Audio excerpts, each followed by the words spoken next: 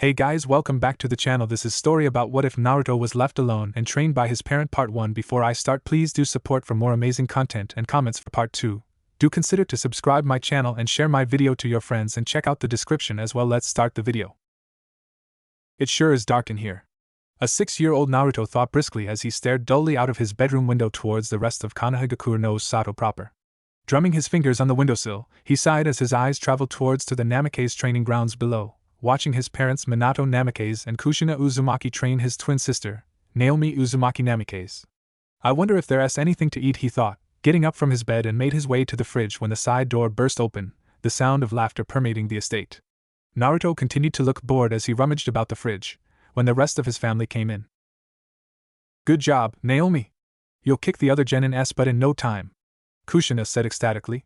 Minato smiled and ruffled her orange hair, congratulating her as well. Since your birthday is coming up, I'll teach you one of my signature techniques, the Rasengan, Minato said, watching Naomi's eyes widen in excitement. Really, Two-san? She started to hop in place, flailing her arms as Minato and Kushina laughed. Naruto rolled his eyes and nabbed a sandwich before closing the fridge. He made his way upstairs until he heard Naomi's voice again, calling out to him. Look, Naruto and I, Two-san's teaching me the Rasengan. She smiled a pleasant smile, while Naruto continued to look bored as he stared at her, disinterested. Her smile lessened a bit. Why can't you be more like me, and I-san? Maybe then you'll have some actual friends, she said mockingly. All she got was another disinterested stare, which made her shiver a bit. His cold blue eyes stared deep into her own, a silent threat to her being which she ignored. Minato and Kushina, who were watching from the sidelines, quickly wrapped their arms around her and spun her around. Don't talk to him, Muzum. He'll never be like you, so don't waste your time, Minato said, whispering, but Naruto's sharp ears picked up on it. Just forget about him. Like he doesn't exist, alright Naomi-chan? Kushina offered, which Naomi nodded. Naomi quickly turned her head, but saw that Naruto wasn't there anymore. Yep, just like any other day. Naruto sighed as he bit into his sandwich. He sat on his bed lazily, taking out a sketchbook. Just another day, huh, Naru-chan? The voice echoed from inside his head. He smirked, shaking his head. That's right, Chu-chan. Or should I say, Kagaya Otsutsuki? Lady Kagaya bristled in annoyance. Don't call me that, foolish boy. I told you to refer to me as Otsutsuki-sama. Naruto chuckled, before taking another bite of his sandwich. The day I call you that is when you finally come out of my head, Hain-chan? Naruto teased, twirling a pencil as he drew in his sketchbook. Kagaya huffed in annoyance, crossing her arms. You promise not to tease about that, Naru-chan. I'll come out eventually. Naruto nodded absent-mindedly as he focused on his drawing. When was that again, Hain-chan? When I hit 16? Naruto felt a soft prodding in his mind as Kagaya nodded. Give or take. Until then, I can only send out my chakra from your body until my soul can fully manifest. Naruto nodded, putting down his pencil as he finished his sandwich. Hi. I remember now, Naruto said, ripping the page out and posting it on an empty spot on the wall. It was a picture of a rabbit with a crown, bouncing about in the outdoors. I'll try to remember from now on, Ka-chan. Flashback a year ago. A 5-year-old Naruto was playing absent-mindedly on a swing set by the park on top of the Hokage monument as he gazed up at the moon. He fiddled with the seams of his yukata as Minato and Kushina took Naomi out again during the Kyuubi festival on their birthday. Naomi's birthday, leaving Naruto behind at the house. He sighed as he turned his gaze back to the grass, messing about with it with his foot. He sighed and looked at the moon. A feeling of content washed over him. For as long as he could remember, the moon always looked illustrious to him, and the prospect of the night excited him. He operated better at night anyway, so much so that his sleep schedule shifted by doing activities at night and sleeping during the day. Which was why his parents forgot him so often, or rather, one of the reasons. He scratched his face as he heard 2 people sit on the other swings to his left and right. Nice night, isn't it, Naruto? A bored Shikamaru Nara asked, dressed in a yukata, swaying slowly on the swing back and forth. The moon looks big enough to eat, Akimichi Chuji said in return, dressed in a yukata as well, before pulling out a bag of Kyuubi-shaped taiyaki and munching on one before passing it to Naruto. He sighed. It certainly is illuminating, he said, passing the bag to Shikamaru, who lazily took one. You could certainly say that, he said, yawning before nibbling on the taiyaki. The bag was passed back to Choji, who grabbed another. The trio sat in a comfortable silence as they enjoyed the taiyaki, looking over Konoha as the brilliant lights filled the town. Lanterns were strung about decoratively as the people chattered, the other kids playing games at stalls and food being served. All in all, it was a happy mood for the majority of Konoha, save for a few. A rustling from behind snapped the three out of their stupor as a raven-haired boy with a crest on his yukata sat in the grass in front of Naruto, propping up one leg for support, not before grabbing a taiyaki from the bag and settling down. Another day conquered. Sasuke Uchiha said dejectedly before a shoe came flying out of the bushes and hitting Sasuke square in the head. "Oh, quiet you. All you did was cry because your Ka-san forgot to buy tomatoes, and now you're acting like you're about to die." Hinata Hyuga emerged from the bushes, dressed in a kimono as a tick mark twitched on her brow as she retrieved her shoe. "That still hurts like a bitch, Hinata," Sasuke yelled before another shoe impressively hit him in the face. "And you still complain like one, Sasuke?" Sakura Haruno, dressed in a pink kimono, came out of the bushes this time, earning a glare from Sasuke. She raised her killer intent on Sasuke, making him flinch and stop. "Good boy," she smirked, before her and Hinata sat on the grass next to Sasuke. Shikamaru smirked as he continued to nibble on his taiyaki and lazily ducked as yet another shoe came flying, only from his side this time. "Nara! Why didn't you tell me you wake me at 6 p.m. like I told you?" Ino Yamanaka stomped towards the group in a regular kimono carrying a picnic basket, her glare trying to burn a hole into Shikamaru's head before he waved her off. "Troublesome woman," he murmured and dodged another shoe. "Nez, settle down, Ino-chan. Shiki's always like that." Chuji intervened, making Ino grumble and blush in embarrassment. Sasuke, Hinata and Sakura parted for Ino so she could lay the picnic blanket over the grass, and the basket was placed in the middle. Naruto chuckled in his head, pointing out how a ragtag group of 5-year-olds could do this type of thing like teenagers.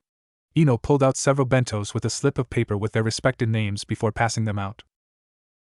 "Ka-san helped me make these, so you better eat them," Ino threatened, earning various voices of approval. "There's more in here if you're still hungry," Kami asked Sake, knowing you guys. The septuplet enjoyed the romantic moonlit dinner in each other's presence, chatting with one another save for Naruto, who looked at the moon hovering above Konoha. Once finished, he set his chopsticks on top of the bento with a clack and got off the swing. "Thanks for this, guys," he said, smiling one of his rare smiles. The other 6 smirked, nodding. "Not a problem, Naruto and I," Chuji remarked. Shikamaru and Sasuke nodded in agreement. "If there's something bothering you, you can always rely on your emotos," Sakura said, smiling. Hinata and Ino nodded and smiled at Naruto too. "Thanks again." He turned and left, heading back to the Namikaze estate.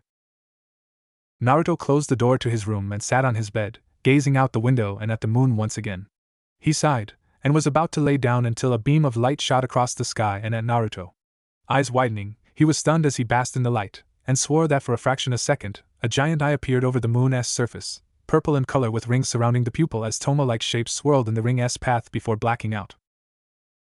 Naruto stirred as the darkness was heavy on him, before opening his eyes. His body was partially submerged in shallow water and the room dark, stretching endlessly upwards. His breathing started to quicken as he looked around for unfamiliar places. Finding none, he almost cried in panic until his eyes landed on a cage not too far away from him. He quickly ran to it, filled with a sense of escape until he reached the bars. A large paper seal was attached to the bars and a glimmering ball of white light was trapped behind that. Curious, Naruto reached to the seal and his fingers brushed it.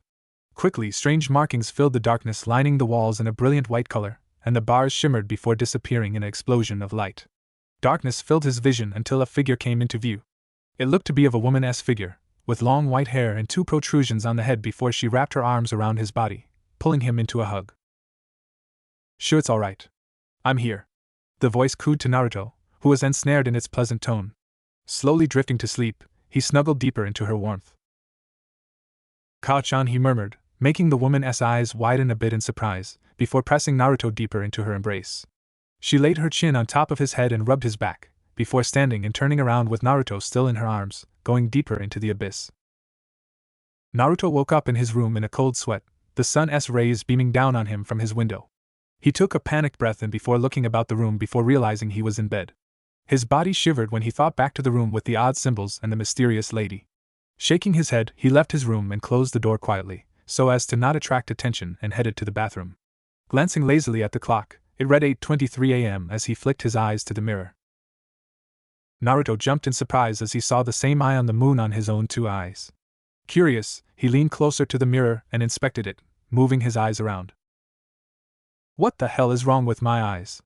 Naruto thought, using a finger to pull his bottom eyelid down. It looked intimidating, with the royal purple coloring, not to mention the black rings and the occasional swirl of the 3 tomo in each ring. It honestly scared him a bit.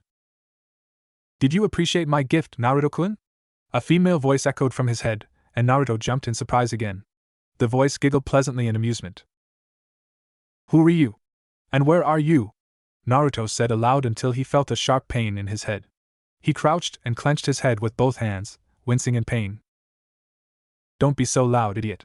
Just use your thoughts to communicate with me.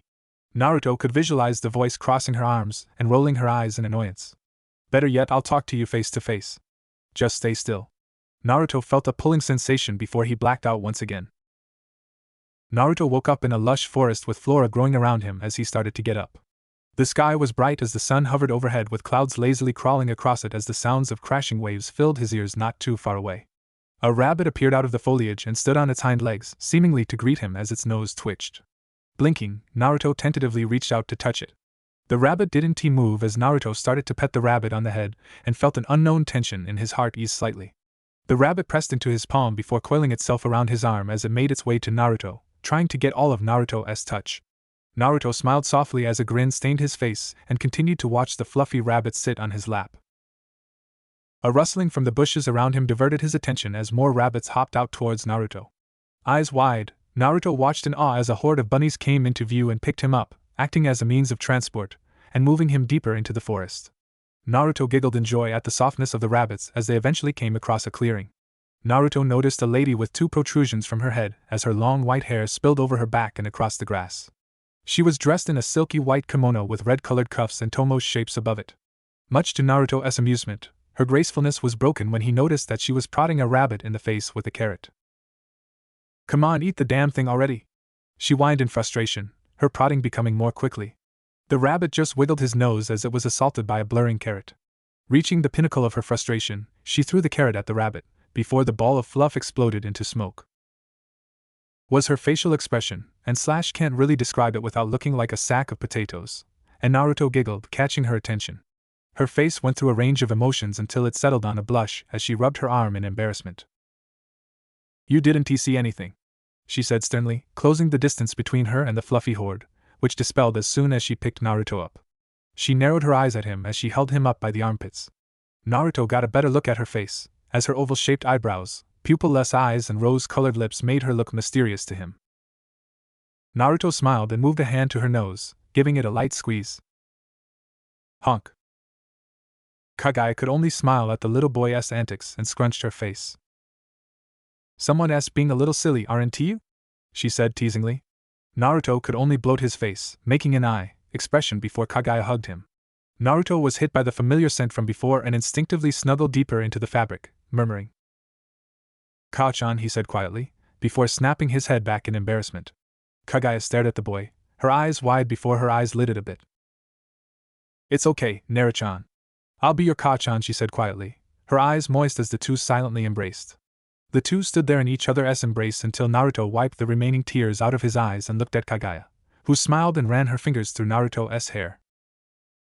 I don't even know you and yet I feel safe around you, he trailed off, looking away from her eyes. Kagaya smiled and continued to stroke his hair. It's alright, Naruto-chan, my Sochi, she said lovingly. Naruto didn't say anything in an effort to keep his emotions from running astray as Kagaya set him down. My name is Kagaya Otsutsuki, the rabbit goddess, she said as Naruto looked up at her in awe.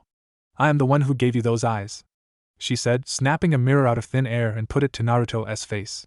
The tomo spun slowly in the ring's path as he got a good look at it again. Kagaya pulled the mirror away and laid on her side, patting the grass beside her. We need to talk, Sochi, she said, summoning pillows for their heads to rest on. Naruto fell onto the grass with an audible POMF. What are we going to do on the bed of grass? Having told her entire backstory to Naruto, Naruto was stunned by how old Lady Kagaya was and gave her a hug from time to time, because she has a big softe, Naruto said, earning him a carrot to the head. Needless to say, he was attentive when she got to describing the ocular powers she gave to Naruto. I gave you the Rinnegan, the most powerful of Dijitsu known to the shinobi world currently. However, yours is a more flexible one. Kagaya said, donning a schoolteacher outfit and a pair of secretary glasses at one point. A blackboard also appeared during her presentation with a stick of chalk. Kagaya drew the Rinnegan on the board to help explain it easier to Naruto, who was seated behind a desk. Now, what do I mean flexible? Simply, it means that you can evolve your Rinnegan and set levels for each Jujutsu power. She pushed the glasses back up her nose before drawing 3 other circles underneath the Rinnegan. In one, she drew 3 tomo in a ring. In the next, she colored it lightly with the white chalk, and the last one was left blank, until she drew an odd seal on it.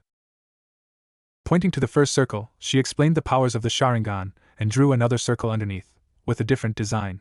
Explaining that it was the Mangekyo Sharingan, she drew yet another circle underneath it with a small addition to the Mangekyo Sharingan, and described the effects of the eternal Mangekyo Sharingan. Naruto sat dumbly during the whole presentation, but didn't he say anything, letting her finish before he bombarded her with questions. Moving on to the second circle, she described the effects of the Byakugan and drew a second circle underneath it. This one had 3 rose-shaped flower petals in it. This is the evolved version of the Byakugan, the Pyasu Byakugan, piercing Byakugan. This version lets you see blood flow and bodily functions such as heat production down to how many tears the person's eye is making. The Pyasu Byakugan also grants ocular powers, like the Mangekyo Sharingan. It allows the user to summon Suijin, the god of water, with his lance and shield. The user also gets an alternate version of Susanoo called Hachiman. At most, the difference will be the color scheme, and instead of being a giant construct like Suijin, it'll envelop the body in wrathful chakra for close-quarter combat, granting large amounts of strength. Finally, the last ability granted is Uemitsumi, a combination of Suijin and Hachiman. Since the gentle fist was derived from the fluidity of Suijin's attacks and the powerful strikes from Hachiman, Uemitsumi stacks Hachiman's strength and Suijin's speed, as well as an additional effect of healing the user during their frenzy. Kagaya finally paused, letting it all sink into Naruto's mind, which he totally didn't get, but didn't say anything. Drawing a third circle underneath that, she drew the same design, only the pupil was half white and half black. Like the eternal Mangekyo Sharingan, the eternal Pyasu Byakugan lets the user prone to drawbacks from using the Pyasu Byakugan. Blindness won't be a problem and attacks are boosted. Physical defensive attributes are added, and an Aegis is granted to those who unlock the third stage, and the ability to nullify elemental attacks. Now, when I said it was flexible, it means that you can use a level 2 Sharingan in tandem with the Pyasu Byakugan, or a plain Byakugan with an eternal Mangekyo Sharingan. However, you do need to unlock these dojutsu powers before you can use them, otherwise you'd be a broken character, and we can't have that at the moment. Kagaya finished, glancing at the reader before it flashed back to Naruto. He nodded slowly in confusion before Kagaya returned to the blackboard. Kagaya drew the third circle with the seal drawn on it came into play. She waved her hand over to Naruto, who slowly got up and made his way to the third circle. Now, what are the 5 basic elements, Naruto? Naruto put a finger to his chin and adopted a thinking face. Wind, water, earth, fire, and lightning? Kagaya patted Naruto on the head. Good. And the many sub-elements to come with it will be under the Rinnegan's mercy, Kagaya said, cackling. Naruto waited patiently until she calmed down to continue her presentation. But what's the one thing that people could never control? What 2 elements happen every day, but no person can hope to bend its will? Kagaya prodded Naruto, who thought for a good 5 minutes before his eyes widened drastically. Light and dark, he exclaimed, to Kagaya's delight. Exactly. This seal will show you how much of an affinity you have to light and dark elements, she said proudly, to see a confused look. But if no one can control it, what makes you think I can? He asked. Kagaya stuck her outer lip out. A good question, Narapai. Narapai? What, but do you know who I am? She asked, leaning into Naruto's personal space. Kagaya Ka-chan? He said innocently, tilting his head. Kagaya stumbled as she tried to hold all of her willpower to not glomp Naruto and squeal kawaii. Clearing her throat and waving her hand to her face to shoo away the blush, she shook her head. I'm a goddess, Naruto-chan. Do you doubt my ability? She asked, a ghoulish face gracing her features. Naruto wisely shook his head vigorously. Good Sochi. Now, place your hand on the seal and think good and bad thoughts. She walked a bit away, giving Naruto space. Closing his eyes, Naruto thought about the pains of being neglected, and it filled his body as he shook. Suddenly switching, he thought of the potential of a better day despite the pain, and a determined crossed his face. The thoughts of his Ka-chan, Kagaya, made him smile and feel warm inside. After a few more minutes, he pulled his hand away and opened his eyes. Kagaya approached and gasped at the result. One half was completely black, as it seemed to pull Kagaya into an abyss, while the other side was completely white, blindingly so as it seemed like staring into the sun. The circle slowly oscillated until it became quicker and quicker until it stopped abruptly. A small circle of white appeared in the black and vice versa, resembling the yin-yang symbol. Kaguya quickly crouched and spun Naruto around, looking him dead in the eyes. "Sochi, you're going to do great things and be a great thing to the world," she said, her eyes traveling across his face. "Don't let anyone tell you otherwise." She wrapped him in her embrace shortly before standing back up, with Naruto piggybacking on her. "Now let us go." "Go where, Ka-chan?" Naruto said as he rested his head on her shoulder. "We're going to start training, Naruto-chan." LB. A 20-year-old Naruto stood before Kaguya, dressed in a garb similar to Kaguya, only instead of red seams it was orange. Naruto was drenched in sweat and panted as he bowed low to his mother. "Thanks you for everything, Kaguya-ka-chan." He smiled before fainting, falling backwards. Kaguya smirked as she laid down next to her Sochi, stroking his, kissed him on the forehead, and lifted him to a king-sized bed that she summoned. Sighing, she got on the bed and laid next to Naruto and deflated to relax, snuggling into Naruto's chest. Naruto, however, woke up in a different place. More specifically, a bathroom. Naruto's eyes reverted back to their dark blue color, and he sighed, cracking his back.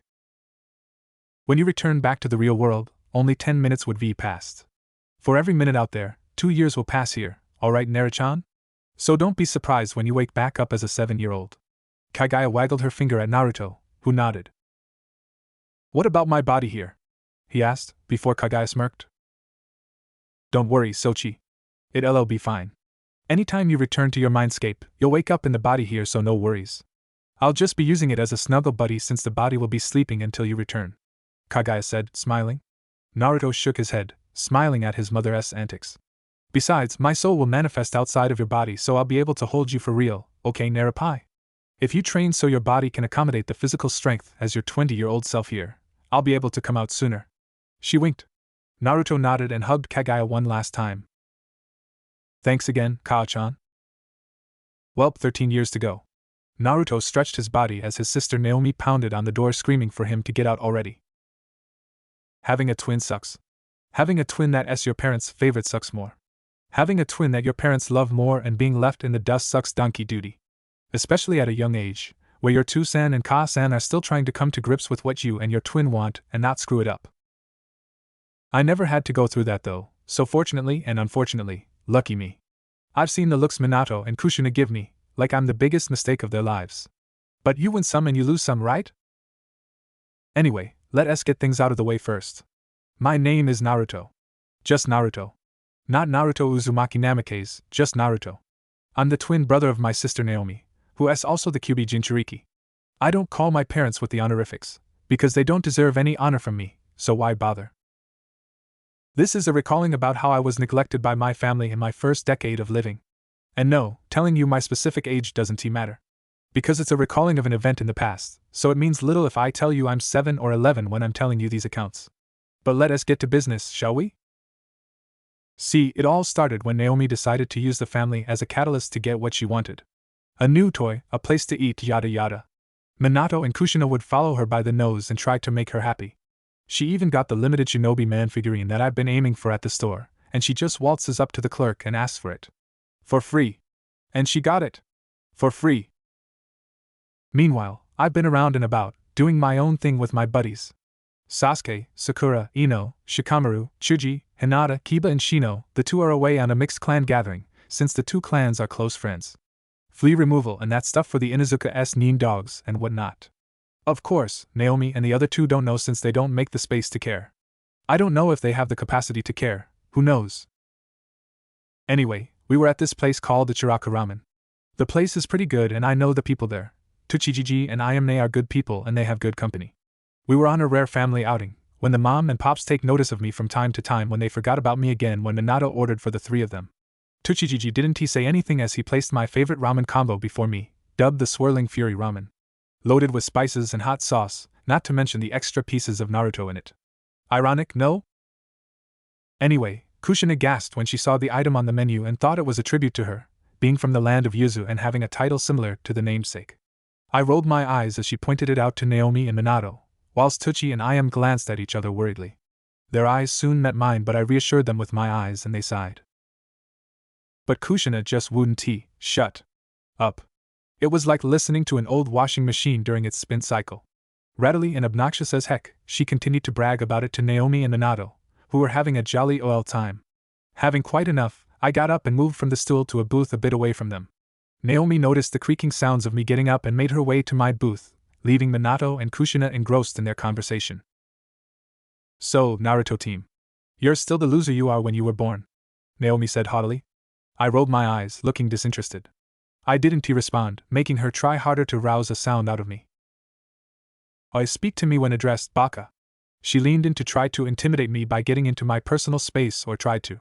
It's pretty hard when you're across somebody and a table S in your way.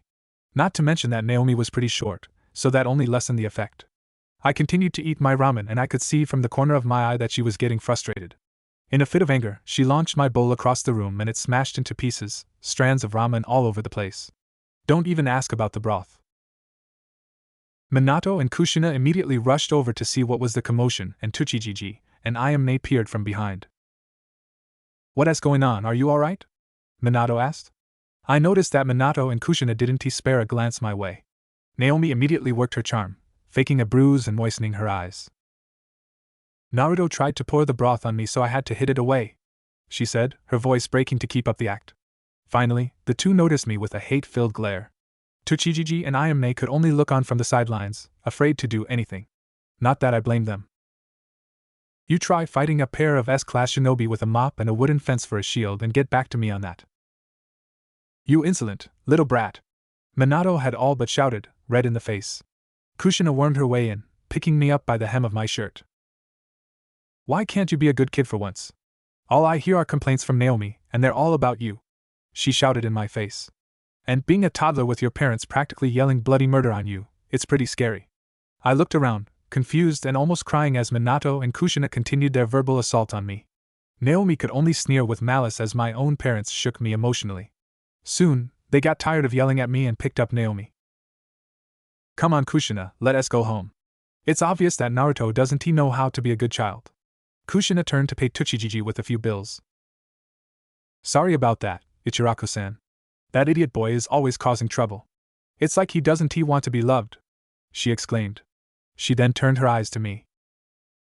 "Don't come home until you learn to behave," she bellowed, leaving me alone with Tsuchijiji and Ayame as they left for the house. I could only stare in shock and fear as Ayame picked me up and hugged me on the floor. I started to bawl. I didn't go home that night. Or the next day. Or the next few days. Tsuchijiji and Ayame had to take care of me during those days when I started to cry at random times. Heck, his wife, Kuramiba, even threatened to place a ban on them, but Tsuchijiji and Ayame managed to calm her down, saying they'll lose money and lose their home. I overheard this and instead of anger, I felt shame. Shame that I'm a burden to them for them to have to protect me from my own family. As a way to combat my burden, I asked Tsuchijiji to teach me how to make ramen, which he gladly took upon to continue his legacy in the craft. Still learning to this day, and making different combinations are hard enough. Now let us get this out of the way. Minato and Kushina would never hit a child, they're good people in that sense. A child abuser would get shot down in the court of the daimyo faster than you can say henge, Hokage, or not. When I returned, which was about 5 days afterwards, since learning from Tsuchijiji is fun, they didn't notice. Save for Naomi, who continued to throttle me into the bad light, which made Kushina and Minato retaliate by locking me in my room or not giving me dinner. Stupid for them. They don't know I could just sneak out of the window. Well, for a while. Minato found out and had the window locked from the other side and placed an alarm seal by the door so whenever I leave the room they know that I'm outside, and likewise when I go back in. After that, they ended up slowly erasing me from their lives. The pictures of all 4 of us were replaced with newer, updated versions without me in it. My drawings and toys were burned.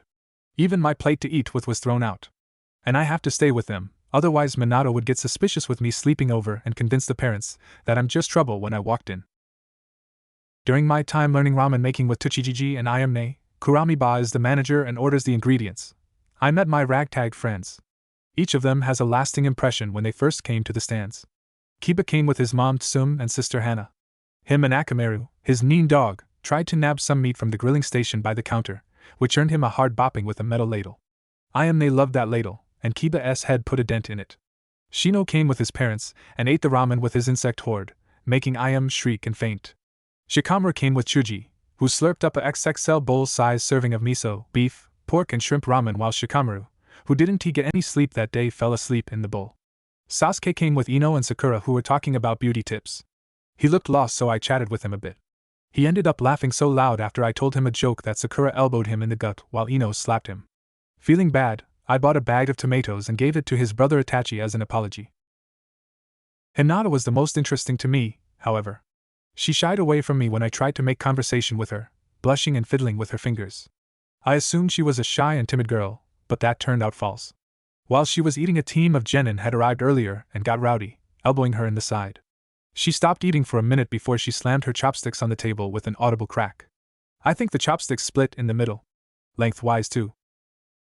She ended up grabbing 2 of them with her hands and biting the hem of the shirt of the third one, and threw them out of the stand and beat them up. Truly, it was like watching a butcher stab, roast, and slice up a pig. Or rather 3, since the team of genin suffered from cuts, juken strikes, and ended up as a smoking pile on the street. She was ferocious. She came back after the scuffle and wiped the blood off with a moist towelette, and looked at me hard. "You didn't see anything?" I nodded stiffly as Hinata paid the tip. When I asked Tochijiji and Ayame, who were in the stockroom bringing out more ingredients, Tochijiji just laughed. "Oh, don't worry about that, Naruto. The Blood Princess has just been reincarnated, that's all." I looked at him confused before turning away slowly. They came back the next week and the 9 of us became quick friends. I told Minato and Kushina that I got a job so they wouldn't get suspicious, not that they would really care. So, that's about it, I suppose. I got yelled at by my parents, practically disowned, really. Seals were placed in my room, I was taken in by Tochijiji, learned how to make ramen, met some people and made friends with them, and the rest is history. Naruto cracked his back as he stood up from his bed. Grunting, he put on his shoes and used his mokuton to bend the wood from his room outwards, allowing a hole to appear. Stepping out, he leaped from the hole to the ground before sealing the hole back. Looking around, he decided to go train. "Say, Ka-chan, how am I doing on training?" Naruto thought as he entered a brush of woods into an open field. Also known as Training Ground 47, the Forest of Death, Naruto continued to stroll on through. "You're doing okay for now, Naruto-chan," Kagaya said, examining Naruto's soul body. "I'd say at the rate you're training at, when you become 16, I'll be able to manifest fully into the real world," she said as she spoon-fed Naruto's soul body with some chunky carrot soup. Naruto shook his head as he mentally saw Kagaya wipe the dribble that managed to spill over his soul self's mouth. "Why do you keep feeding my soul? It's not going to give me any benefit, Ka-chan," Naruto thought, making Kagaya pout and cross her arms. "I'm training for the day that I come out so I can feed you," she responded, blushing a bit. "Ah, Ka-chan. That's sweet," Naruto teased, smiling. Kagaya didn't respond as he continued to make his way through the forest. The animals around him started to trail behind him, communicating to each other with a variety of sounds. This started to happen when Naruto first came to the forest. The animals attacked him on instinct but were all put down in their place. Needless to say, they acknowledged Naruto as their undisputed master. He also gives very good back rubs and belly scratches. Soon, Naruto reached a clearing in the forest. A very wide area of wooden and stone training dummies stood amongst it as kunai and shuriken chipped the material. He could already hear a voice from the center as the figure bounced around the dummies. The only defining feature that he could make out was a purple pineapple-shaped hairstyle and a tan trench coat. Clearing his throat, the figure stopped and looked at Naruto, smiling. "Oi, Gaki! What took you so long? I've been preparing myself when we finally spar again," the figure said. Upon closer inspection, it turned out to be Anko, the Dango fanatic and former student of Orochimaru, the Hibi-Sannin. "Oh, you know. Naomi tried to talk me down and Minato and Kushina tried to ignore me. You know, the usual," Naruto said, nonchalant. Anko nodded, brushing off the wood shavings from her kunai. "So, are you ready, Gaki?" Anko said, getting into her stance. Naruto rolled his eyes, before vanishing in a stream of blue light. "I already beat you without using my power, unless you want me to bring it to the table?" he said, confidence filling his voice. Anko just scoffed, throwing her arms forward as if waving something away. "Do what you want, I'll have my victory this time," she said before getting into her stance. On 3. 1. Naruto rolled his shoulders and leg joints out with an audible pop. 2. Anko spun the kunai by the ring, making it look like a blurred disc. 3. Anko vanished in a body flicker before reappearing behind Naruto, who didn't move. With one arm cocked back with a kunai and another stretched out, she struck. Naruto dodged by moving backwards, bumping into her chest as grabbed the arm with the kunai and threw her over him. She spun as she landed on the grass and melted into the dirt. Enko burrowed her way towards Naruto, who jumped as soon as he felt the earth beneath him feel lighter. High in the air, Naruto enhanced the gravity on his body and he rocketed toward his previous spot, his legs smashing the dirt where Enko previously was into large chunks. Quickly, he shot out 3 shuriken behind him where Enko had to kawarimi out of harm's way. Dropping the ranged aspect, Enko appeared before him already with her fists moving fast into his face. Naruto parried by pushing her arm out of the way as the two exchanged a flurry of strikes. Naruto chipped her sides as he twisted and curved his fists into what looked like a piece of orange rubber, whipping her. Enko grit her teeth as she put her arms in front of her face to block, only to have it shattered by Naruto's small fist worming his way underneath it. The two finally separated as Enko panted, compared to Naruto, who was sweating a bit. "Get ready, Enkone. I'll show you what I can do," Naruto said as he disappeared in another beam of blue light. Naruto reappeared far away from her as his hands glowed. In his hands was a double-headed staff with a blue orb at each end, decorated with a gold regal design. In front was a glowing ball of white light with white rings. Enko can only watch in awe as he used his shadow clone jutsu to summon 9 other Narutos who threw 3 kunai each. Kunai multiplication jutsu. The 9 voices shouted as 30 kunai became 300. Quickly dispelling all 9, he struck his double-headed staff diagonally in the air. Reflection. For a brief moment, a large blue rhombus appeared vertically attached by gold brackets, and white wings flourished before disappearing, as a beam of light shot out of the staff. It quickly bounced in between all 300 kunai before striking Enko at the speed of light, all 300 beams of light. Unable to move, Enko was struck by the most painful attack she ever felt before Naruto teleported in light again, an audible tingle sound, like wind chimes knocking against each other. Naruto reappeared before her, as he grabbed the middle of the staff and slammed it down, the orbs changing from light blue to a dark red. "Apocalypse!" he shouted. A purple vortex appeared above and beneath Enko, coming up to her knees as she was now bathed by purple darkness filling the space. Like a typhoon of light and dark, the light beams and dark energy exploded into a violent display of black and white. Naruto stowed the staff away as the ball of light vanished, revealing a fairly beaten down Enko. "I held back, Enkone," Naruto said smugly as he smiled at the dazed Enko. She was smoking slightly as she slowly got up, her clothes charred. "Holy shit, Gaki!" she shouted as she wiggled her body like a wet dog trying to dry off. Magically, the charred clothes returned to their previous condition. "What the hell was that?" She waved her arms up and down, frantic. Naruto chuckled sheepishly, rubbing the back of his head. "That was my light and dark abilities. I didn't use my full power though. I'd say about 3% of power was put into the attack," he said, making Enko freeze before collapsing. 3% Enko said quietly. Her eyes became spirals as she fainted. Apparently, Naruto's attack was super effective. Naruto sighed as he put a hand to his forehead. Naruto put 2 fingers to his mouth as he whistled loudly. Not a second later, a large tiger came out of the nearby brush. "Rawr!" The tiger barked at Naruto. It laid on its belly as it sat on the grass, sphinx-like. Naruto sat beside it and scratched its head, especially reaching behind its ears. The tiger purred as it leaned into Naruto's palm, its ears flicking occasionally. "Rawr, rawr, rawr," it purred, lowering its head to the grass. "Rawr, rawr, rawr to you too," Naruto teased. After a few minutes, Naruto stopped scratching its head, much to the tiger's chagrin. "Take Enko to the hut nearby. Kurenai will be there, so just walk inside, okay?" The tiger nodded, before wrapping its body around Naruto. "Rawr," it said before nuzzling his side. Naruto smiled and hugged its head, petting it. Naruto broke off the hug and the tiger started to make its way to the hut. "Dia, I want a cuddly tiger too." Kagaya made her presence known again, stamping her foot lightly in envy. Naruto chuckled, before the same tiger was conjured into his mindscape, to Kagaya's glee. Kagaya glomped the tiger as the two rolled around in a hugging battle. It looked like Kagaya was winning as she wrapped her legs around the tiger's body before laying down on it. She drooled in joy as she put her cheek between the tiger's ears. "Hew hew hew hew hew," Kagaya murmured on as she hugged the tiger's underbelly. The tiger can only roar at the sudden contact before pronking his way in a random direction. "Kami damn it, Kaa-chan," Naruto said, before vanishing in a shimmering light. Naomi was outside the Namake's estate, being tutored by her parents, Minato and Kushina. She struck the straw training dummy with a fist to the head before doing a roundhouse kick to the body, shredding the straw just a bit. Kushina gave a holler as Minato clapped at her display.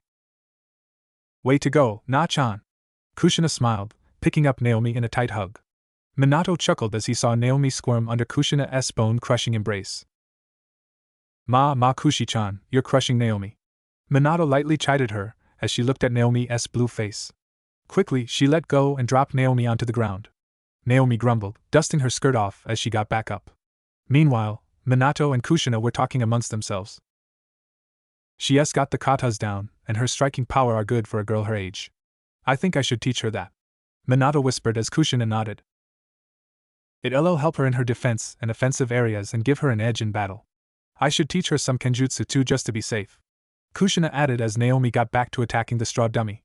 I got just the weapon too. Minato raised an eyebrow. The user manifest weapon system? He implored. Kushina could only nod excitedly. Now, I think it might be too early for her to learn that.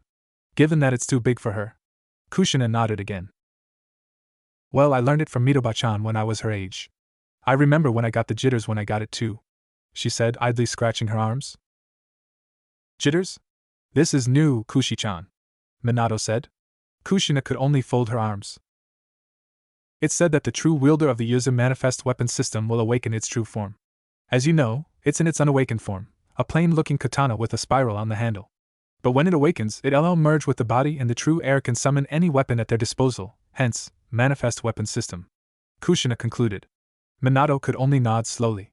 That said, the person that isn't the true heir will get an injury when they touch the spiral, ranging from a light shocking feeling, like I did, to potentially death if their deeds are with ill intent. Being young, I was innocent, so it gave me a light shock. She finally concluded. Minato nodded, taking a minute to absorb the information. Wanna see if Naomi can use it? He said offhandedly. Kushina adopted a thinking expression before nodding. Sure, let me get it. She made her way into the house as Naomi finished beating down the straw target. Minato approached and placed a hand on her shoulder, congratulating her. Since you've been doing so well, I'll teach you my signature technique, Naomi. The Rasengan. Minato grinned as Naomi's eyes sparkled. Really, Two-chan? Minato nodded and Naomi squealed in glee at the news. The auburn-hair girl could explode at any moment at the prospect of learning a high-powered ninjutsu when Kushina came back out with a long object wrapped in a black cloth adorned with gold designs and a gold spiral in the middle. Tada! Here it is, Kushina said, carefully unwrapping the sword. She left the cloth on the sheath as she held it there, and slowly moved it to Naomi. Consider this my early birthday present to you, Musum. Kushina smiled as Naomi's eyes gained an impossible gleam. Just make sure to touch this spiral symbol on the handle, Na-chan. Slowly, Naomi took the sword by the sheath and used her other hand to grab the spiral.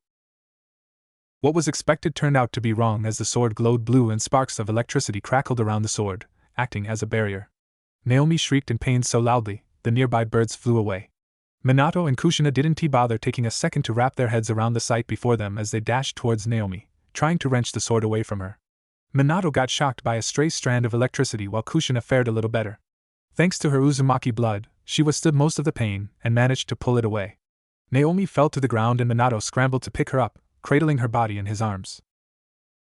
This can't be happening, Kushina said, finally taking things into account. She stared at the sword in a mix of fear and curiosity. The intensity of the light show before frightened her but made her question who the heir could possibly be. Deciding to test it herself, she grabbed the handle of the sword. An even bigger dome of lightning erupted from the hilt as it wrapped Kushina in its vortex of blue lightning. She didn't even last 5 seconds as she fainted, her hand unwrapping from the handle and twitching on the ground. Minato couldn't react any faster since Naomi was in her arms, and he could only watch in silent horror, fearing for his wife's life as she crumpled onto the floor. Taking into precaution to what happened, he summoned 2 clones. One to carry Kushina and the other to wrap the katana back into its cloth and dashed into the house to administer aid. Earlier, Naruto reappeared in front of the entrance of a wooden hut a bit away from where he defeated Anko in a brutal display of light and dark attacks. It was a medium-sized hut that was placed just above a cliff overlooking a waterfall with a patio that stretched on the side of the house. Naruto noticed that the white tiger from before was resting on its paws, looking at the scenery. It turned its head as it heard Naruto's footsteps clunk up the stairs. Naruto walked over to the tiger and sat next to it, as it laid its head on his lap. "How's Anko?" Naruto asked as he absent-mindedly petted the tiger. "Rawr," The tiger responded, purring comfortably as Naruto scratched behind its ears. Well, I'm glad you made it here quickly. You should probably return home, you know how your wife gets, Naruto said, as the tiger reluctantly raised its head. Giving one last nuzzle, it slowly made its way down the stairs and back towards the forest. Sighing, Naruto cracked his back and proceeded to enter the hut. Hello, hello? Naruto greeted as he quickly ducked. A kunai flew over his head. He'd scared and made a face of disapproval. Siman, Anko-ne-chan. That's not nice. He pouted, before he sidestepped a snake that barreled at him. Screw you, Gaki. You're lucky I didn't use my curse mark on you, she shouted before she yelped, as Kurenai shoved her bandaged body back onto the bed. Hi, Anko. You need to relax? Kurenai said before she turned to Naruto and smiled. Good morning, Oturo, she said as she applied some cream on a burnt area on Anko's back, making her scream. Morning, Kurenai-chan, he said as he approached the bed. Anko was naked save for some bandages that wrapped tightly against her chest and a pair of boxers that saved her modesty. His eyes traveled to her neck, where he smiled nostalgically at the curse mark. Flashback. Naruto narrowed his eyes at the animals in the forest of death. He had originally came here to see what the fuss was about when he overheard some chunin talking about the forest and how deadly the animals were. Naruto decided to investigate, and ended up in this situation shortly after. They had surrounded him when he first stepped foot into their territory, his unknown scent putting them on alert. He was about to attack when a purple-haired kunoichi landed in front of him, smirking. What is this? A new prey for me? Anko said with a glint of mischief. Her smile showed killing intent in an effort to scare the 7-year-old in front of her. You better be careful, kid, or else I'll end up sacrificing you to my snakes. However, that was not the case as Naruto's expression deadpanned. You're weird, Naruto said before turning around and proceeding deeper into the forest. Anko could only stare dumbly as the blonde mop of hair disappeared behind some shrubbery. Naruto had came across a clearing in the forest after about 5 minutes had passed after meeting the odd lady before he heard the shrubs behind him rustle violently. Wait a minute, the voice said as the purple-haired lady launched herself in front of Naruto again. Who do you think you are? Do you know who I am? Anko said with a deadly expression. That soon collapsed as Naruto tilted his head cutely and scratched the back of his head, his eyes gazing towards the sky. Anko had to use all of her willpower not to hug the 7-year-old who wandered into her forest. Kaa-chan, do you know who this lady is? Naruto asked himself. Kagaya only grunted as she didn't respond. She was sleeping, as her face was planted firmly into a fluffy pillow with her arms and legs stretched out like a star. Unfortunately, her horns had pierced the pillow and the fluff started to escape from its confines. Deciding that his Kaa-chan was down for the count, Naruto returned to the purple lady. No, Naruto said before looking back at Anko. Anko could only open her mouth in shock at the gaki. You never heard of me? Anko asked. Naruto shook his head. The snake mistress? The great and powerful Hibi-chan? The sexy and beautiful, heartbreaking, male-dominating, Anko Mitarashi? She spouted. Naruto could only cross his eyes, thinking, before shaking his head again. Anko closed her mouth as her head dipped, her eyes overcast by a shadow as her body shook. Naruto decided it would be a good time to inch away from the purple-haired lady, not wanting to be around her anymore. He turned around until he felt something whiz by and scratch his cheek. A kunai embedded itself on the tree behind him as he touched his cheek, blood coming out of it. He. Anko cackled manically as her eyes looked frenzied. Naruto's own eyes widened as Anko started launching kunai at him. Thinking fast, he dodged the volley of kunai until she vanished. He turned around and saw Anko behind him, her smile feral as she came for the kill. Not that she was going to, she just wanted to scare the kid. She had a reputation to retain after all. Just as she was about to slash at him, she felt something hard hit her stomach that punted her against a tree. Naruto had his leg outstretched as he lowered it, before wisely using chakra on his legs, jumping back into the trees. Get back here! Naruto heard the indignant cry before snakes started to fly at him.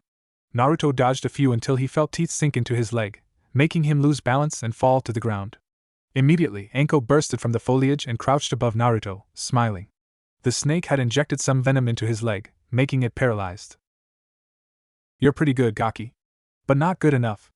Naruto panted heavily, as the venom numbed his leg. He stared at Anko until a visible black circle on her neck caught his eye. Anko followed his gaze and her expression dropped, saddened. She quickly adjusted her trench coat to cover the mark, but Naruto was already pushing her down onto the grass, trying to get a better look at it. Instead of the three-tomo design, a whirlpool took its place with a line through it. He could feel the negative energy vanishing and being replaced with his own. Naruto, oblivious to Anko's occasional twitches, had undone the pose he tied Anko in. He only realized that she was unconscious, save for the occasional twitch her legs did. Thinking that he had hurt her, he felt sorry and wrote a quick note on a piece of paper he had on his person and placed it in front of Anko, before going back to Konoha proper, having his fill of adventure. Shortly after, Anko had woken up and discovered the note. It read, "Hello, Snake Lady. I'm sorry, sad face. Naruto." Anko could only stare incredulously at the note before crumpling it in her hand and tossed it. She sat on the grass as she remembered what the kid had done to her. She shivered, wrapping her arms around her frame before having an atomic blush. End flashback. Naruto shook his head at the fond memory, where Anko had found him a few days later and hugged him. Though she was embarrassed, hugging a 7-year-old in a provocative way as she felt his head between her. Kurenai had finished applying the soothing cream to Anko's back, who hissed in pain before being cooled down thanks to a breeze, courtesy of Naruto. "Thanks a lot, Gaki," she mumbled, bummed out at her inactivity. He chuckled as Kurenai decided to go to the kitchen to cook something. "Are you hungry, Naruto?" Kurenai asked from the kitchen. She heard him say no before a deafening boom had rang out. Kurenai jumped, as did Anko, and Naruto stormed out of the door to investigate. A large dome of blue lightning had appeared at Konoha as Naruto's eyes widened. It receded and Naruto was about to speak before a larger dome of lightning appeared. Thinking fast, he rushed back to Konoha, getting ready if there were enemy Nin in the town. When Naruto had appeared back in Konoha, he had landed on the roof of a building. The lightning was coming from his home and he quickly darted towards it, with the intent of rescuing his family if needed. Just because they shunned him, it would be illogical to return the negative feelings. It would only build up if it came to that. Naruto had jumped over various houses before jumping into his backyard, where the source of the lightning came from. He saw Minato summon 2 clones before picking up Naomi and Kushina and dragged them into the house, closing the door with his foot. He landed on the training ground and saw a sword and shroud, where blue electricity crackled violently as it seemed to glow before disappearing. "I'd better get this away. Who knew what the hell Minato and Kushina were doing?" Naruto said before grabbing the shroud and sword. Immediately he felt a pulling on his mindscape and collapsed, as the shroud and sword had turned into orbs of light and went into Naruto's body. Naruto's eyes furrowed as he felt his clothes stick to him. Slowly, he opened his eyes. A temple had greeted his eyes as he scanned the area. The temple had many ancient drawings, of battles that were lost to him.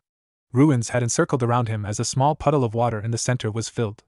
Blue wisps flew around the temple, but what really drew his attention was a staircase. A really long staircase, as it stretched to almost infinity until it stopped on what appeared to be a throne in the distance. And, if you can't imagine it, think of the fairy temple in Lozi. "Ka-chan, where am I?" Naruto asked, to receive no response. He scratched his head, confused. If this was his mindscape, where was Kagaya? Unless... Naruto shook his head, and decided to ascend the staircase, seeing no other way to progress. He climbed the first 10 steps before he heard a warping sound. He turned around and widened his eyes as the steps started to vanish in a blue vortex.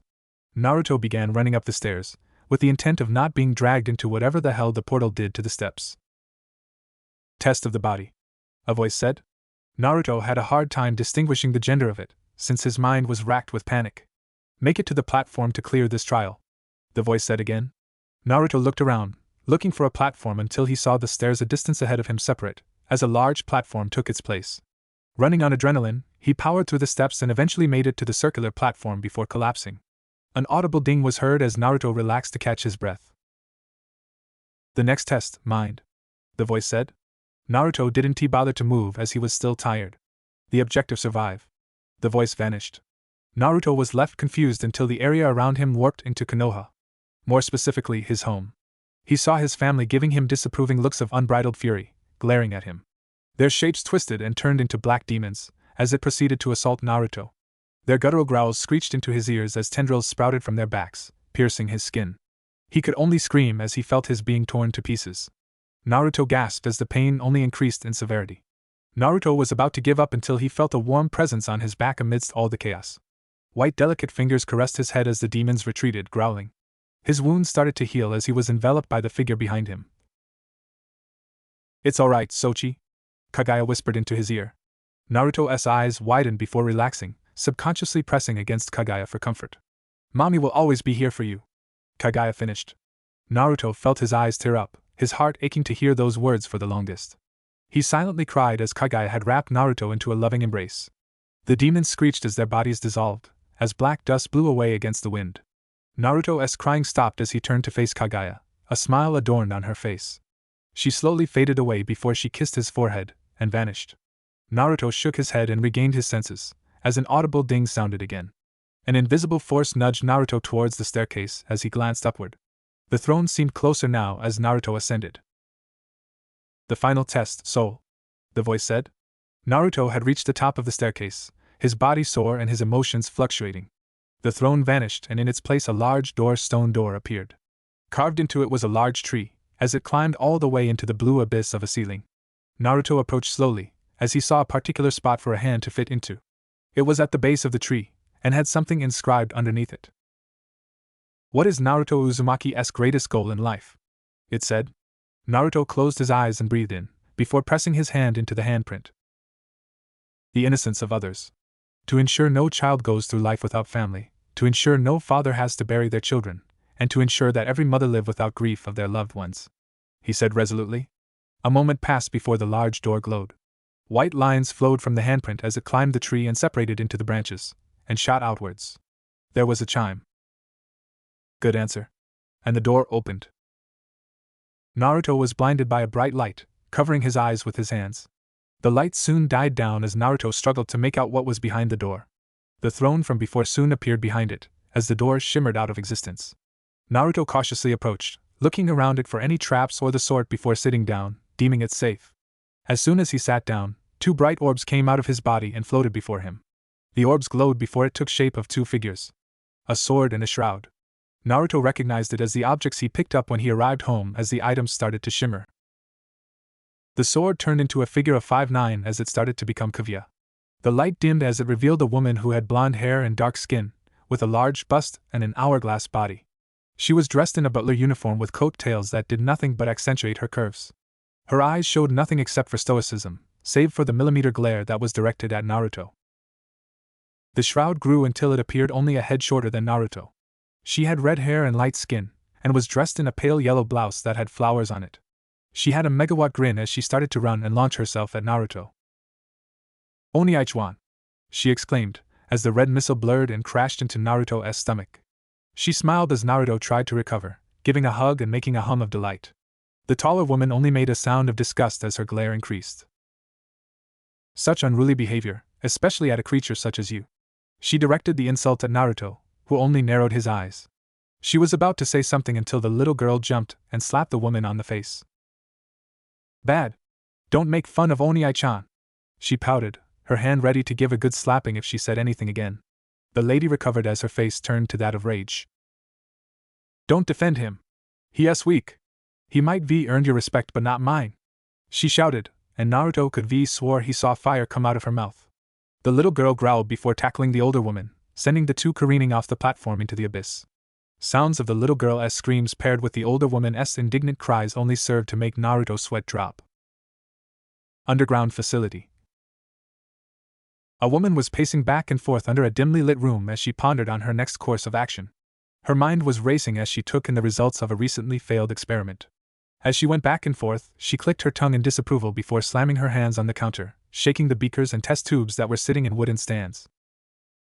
Swiftly grabbing her purple-rimmed glasses, she put them on as she tied her hair in a ponytail, her black hair hanging a little past her neck. A purple hairpin fastened a chunk of hair above her forehead as she grabbed a clipboard and scribbled some things in before the door opened, revealing a person in a white scientist coat. Ma'am. The new specimen is ready, the scientist said curtly, getting a nod from the other woman. The door closed as the woman placed the clipboard on the table with a clack. She shook her head.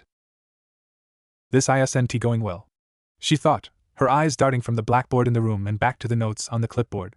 Sighing, she grabbed her coffee as she went to a dial in the room and turned it, the light dimming until it was pitch black. She wrenched open the door and slammed it shut, walking down a corridor before going into a larger room. She wore a light gray blouse that hugged her figure, doing little to hide her curves as it accentuated her bust and slim waist. Her own coat fluttered from the breeze as she ascended a metal walkway into a higher office. Next to it was a utility box fixated on the wall, which she opened and grabbed a megaphone. Turning about face, she oversaw what was going on below. Dozens of other scientists crowded over different sections of the room, hunched over as their voices spoke rapidly to each other. The room was filled with scritches on black boards and clinks of glass being placed or stirred.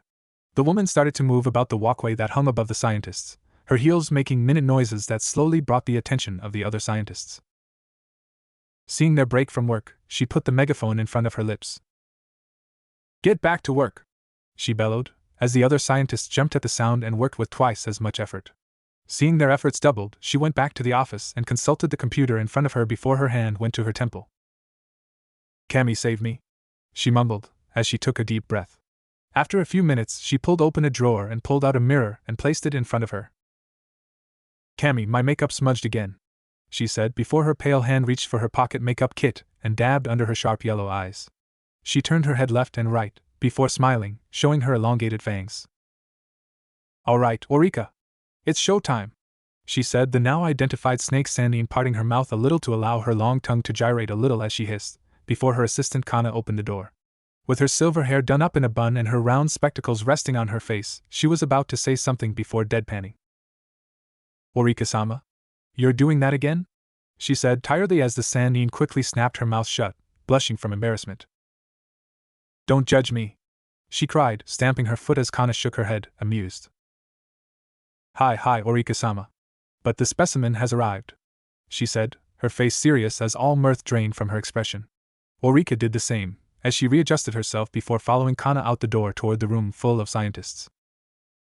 As she made her way past the scientists, they copied her expression, some even sweating a bit at the gravity of the situation. Kana and Eureka approached a stage hidden in the back of the room as all of the scientists made their way toward it, sitting on gray folding chairs as their attention was directed at their superiors. A large red curtain concealed whatever had Eureka's interest as Kana disappeared behind it. After a little while, the lights went out, before a rustling of chains was heard. The curtain was pulled apart as a large spotlight illuminated the center of the stage, revealing Kana holding something rather dangerous. The scientists gasped as Eureka smirked like a predator, eyeing the item before her.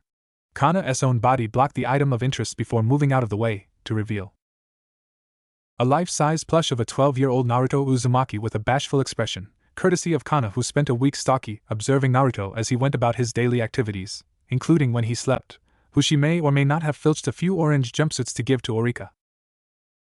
And she may or may not have her own life-size plushie who she dressed in the same jumpsuit and used as a body pillow to help her go to sleep, her room totally not filled with everything Naruto-related, ranging from a Naruto poster to a Naruto pencil which she currently had tucked behind her ear.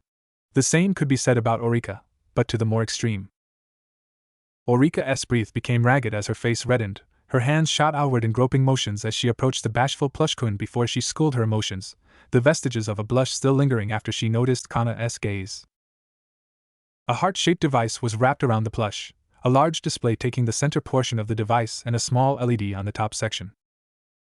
Kana shuffled out of the way, allowing her sensei ample room to work with as her eyes roamed to the scientists, quickly writing into their clipboards as their eyes never left the stage. Pressing a red button that was on the side of the device, the screen lit up as a boot logo of Chibi Naruto appeared, winking and giving a thumbs up. A jingle played before text appeared on the screen. Affectionately, it spelled out, "Doki Doki Love-sama. Confess your love and get the top rank to get a prize with your loved one. Press the heart to get started." The text disappeared, only to be replaced with a HUD, one section detailing an affection meter in the shape of a heart, and a background of floating, smaller hearts with words like good luck or love. Nervous, Eureka started to chew on her purple-colored nails before turning around to the crowd of scientists, who just happened to be all female. "WW, what do I do, girls?" Eureka stuttered, eyes looking hopeful as she poked her index fingers together. This was an everyday occurrence at Eureka's lab. Anyway, the scientists could only shrug before one in the back shouted, "Just do your best." This roused the other scientists as they encouraged Eureka to just do it. Eureka was stunned, her eyes widened as she slowly started to tear up. Everyone, she thought, before shaking her head and turning her hand into a fist. With renewed vigor, she spun around and walked toward the plush Naruto, making the scientists go silent in anticipation. Eureka tapped the heart on the display before it switched to numbers counting down.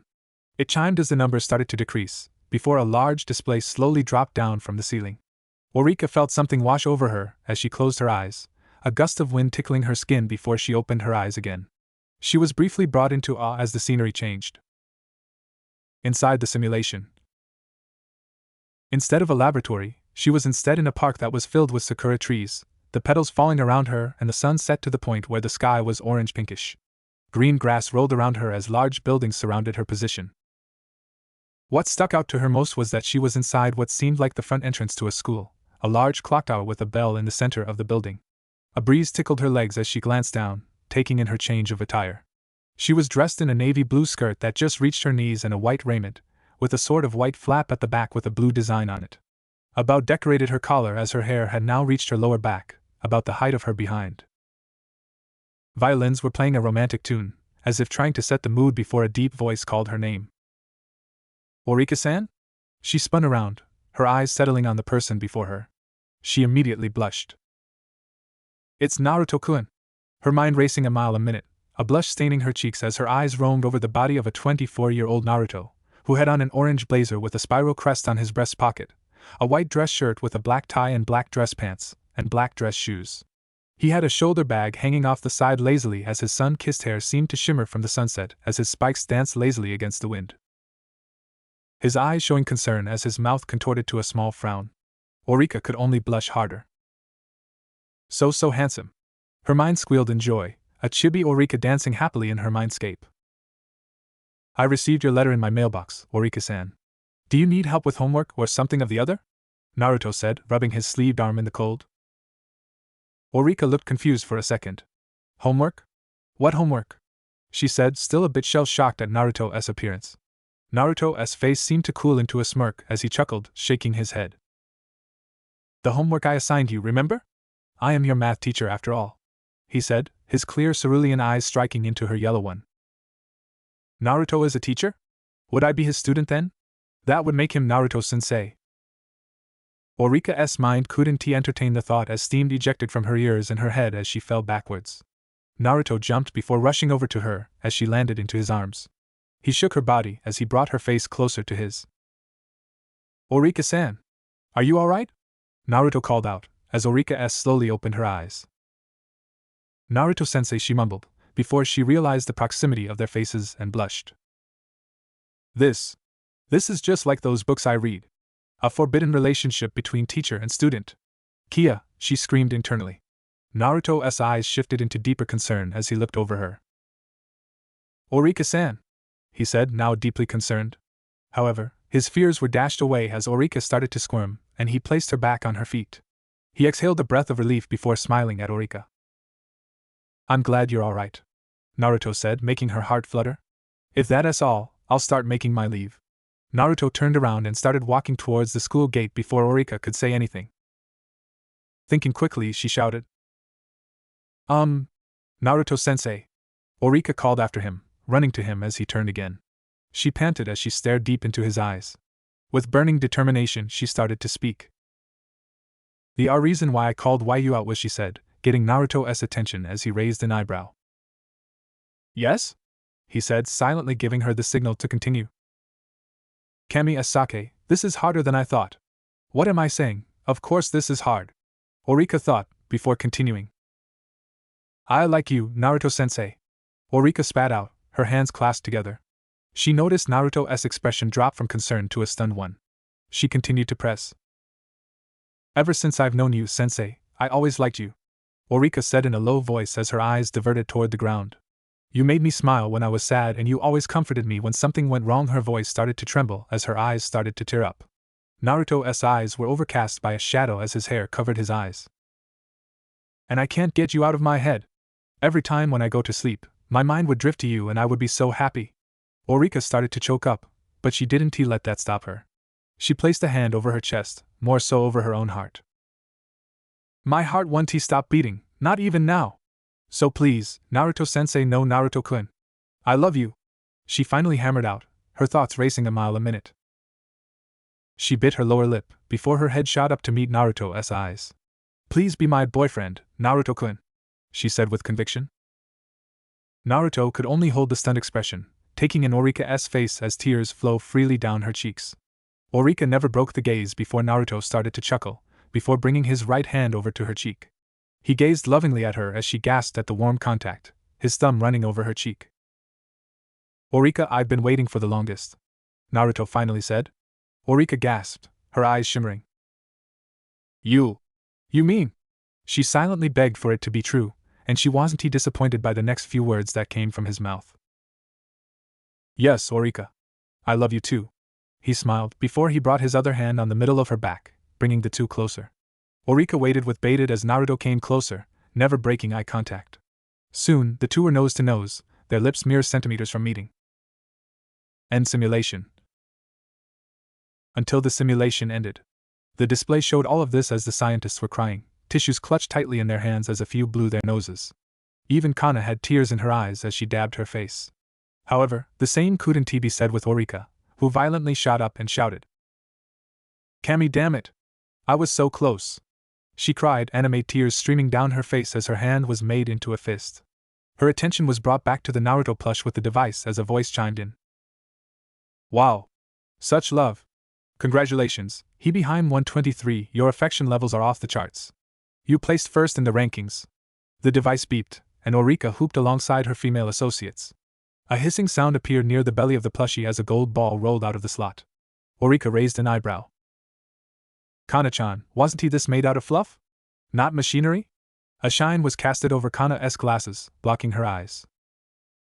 "There's a lot you don't know about this plushie, Eureka-sensei," she said ominously, which Eureka hesitantly nodded.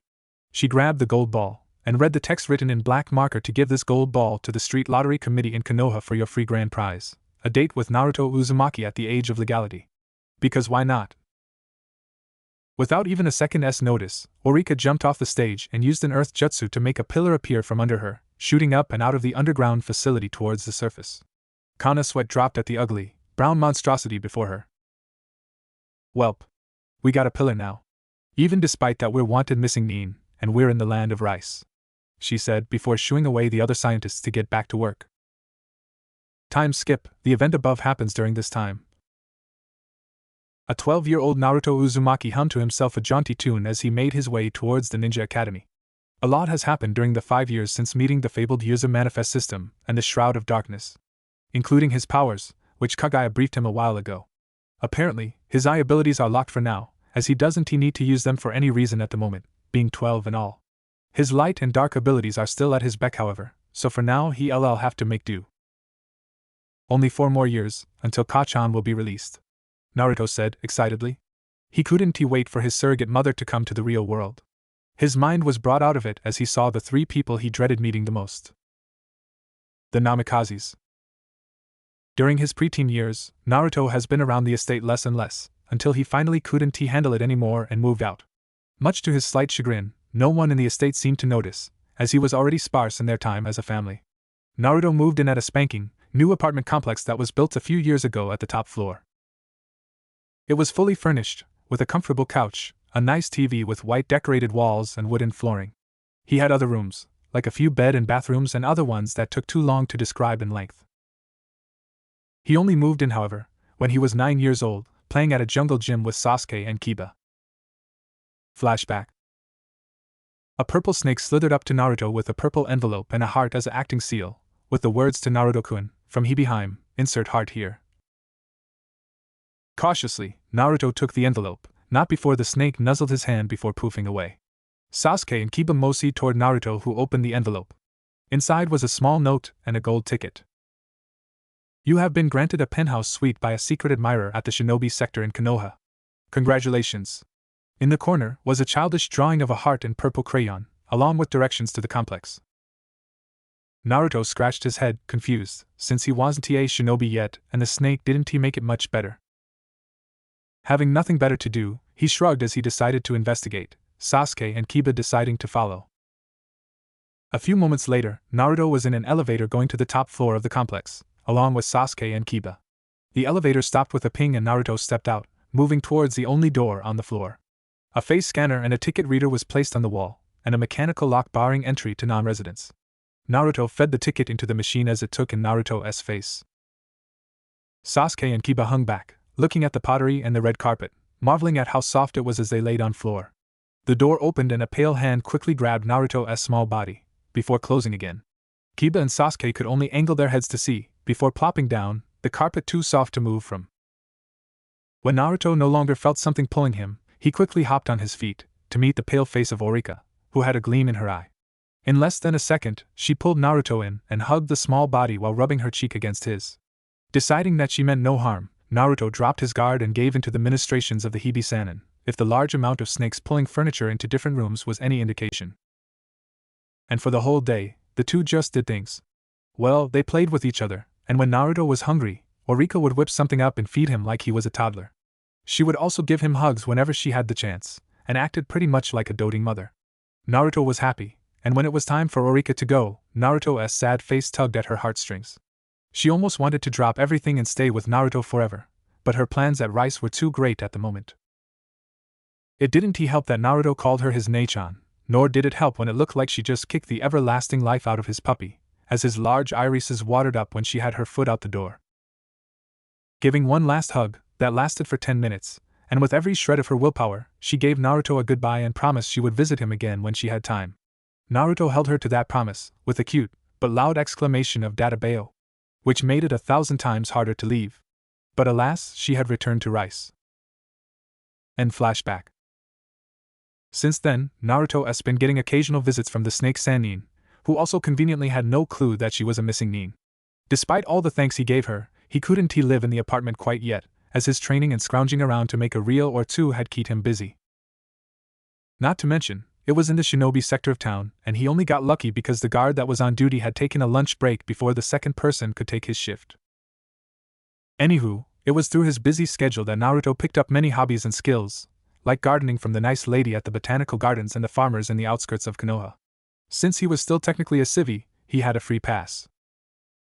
Naruto also learned a few instruments to keep himself entertained, such as the piano, guitar, drums, ukulele, bass, and just to annoy people, the triangle and the kazoo. Getting back at hand, the Namikazes, too, were heading to the ninja academy to drop off their daughter, Naomi. Acting hastily, he hid behind a tree and observed from a distance. As he continued to track their movements, Naruto saw a bulge in Kushina's belly, assuming she was pregnant again. As if on cue, Minato confirmed his suspicions. Then when our museum is dropped off at the academy, I'll have to get the papers ready for our little girl, Kushi-chan, Minato said, rubbing Kushina's belly. She slapped his arm, huffing before smiling and rubbing it as well. That's right. We're having you in a few months, and we'll have 2 daughters, she said before stopping. Oh, I almost forgot. We need to get a new crib. Ooh, and a new bed for little Sayuki, and not to mention some toys. Kushina went off on a tangent about getting new things, while Minato nodded and wrote it down on a notepad. Ka-chan, 2-chan. Are we gonna use the room next to mine? Naomi chimed in, getting her parents' attention. Sure if you want, Na-chan, Minato said before his eyebrows creased a bit. Didn't someone live there before? He said slowly, trying to remember. Naomi and Kushina stopped and thought too, before shaking their heads. No, I don't think so, Kobito, Kushina said, scratching her scalp with a finger. Bah, I think it was a guest room anyway. People are always visiting after all, since you made the announcement of our second child. You even filled a few rooms with gifts, Minato said, laughing. Naomi and Kushina smiled and continued to walk towards the academy, not seeing a shaking blonde-haired boy, clenching his fists as something wet stained the ground. Naruto, sulking, made his way to the academy. As he followed the dirt path, he deviated and went towards the back, before using chakra to stick to the walls and walk up the side onto the roof. There, he was meted with his brothers and sisters, waiting patiently. Well, for most of them. Naruto dodged a shoe as an angry trio of girls launched themselves at him as soon as his feet touched the roof. He didn't expect them to tackle him, seeing as he was near the edge of the roof. He was launched back and skidded on the floor before his head hit the door leading back into the building. Troublesome, Shikamaru said, observing with silent amusement. Chuji and Sasuke didn't pay it any mind, as Chuji was manning a grill and Sasuke occasionally released a fire jutsu to keep it going. Kiba and Shino were nearby, as Shino skillfully used his Kikaichu to remove the fleas from Akamaru. Meanwhile, Naruto groaned as he blearily tried to open his eyes, seeing heads of blonde, pink and blue matching the pouting faces that accompanied it. You're late, Sakura said, getting off of Naruto as did Ino and Hinata. You owe me a shoe, Baka, Hinata said, narrowing her eyes to enforce the threat. Ino nodded, not really having any more to add. Naruto didn't he say anything, his eyes downcast and a little did. The trio stopped and looked at him in concern, before crouching next to him. What's wrong, Aniki? The guys stopped their activities as they slowly approached Naruto, the same concern in their eyes. Naruto sighed, before hugging the three girls tightly. The girls instantly returned the gesture, signaling that it was pretty serious as the brothers wrapped their arms around Naruto, in a group hug. After a good minute, they let go as Naruto explained what had happened on his way to the academy. The girls and guys were furious, save for Sasuke, who was silently scowling, and Shikamaru, who had a disappointed look in his eyes at his nation's leader. Needless to say, they were about to raise hell, but Naruto stopped them, not wanting to cause a scene.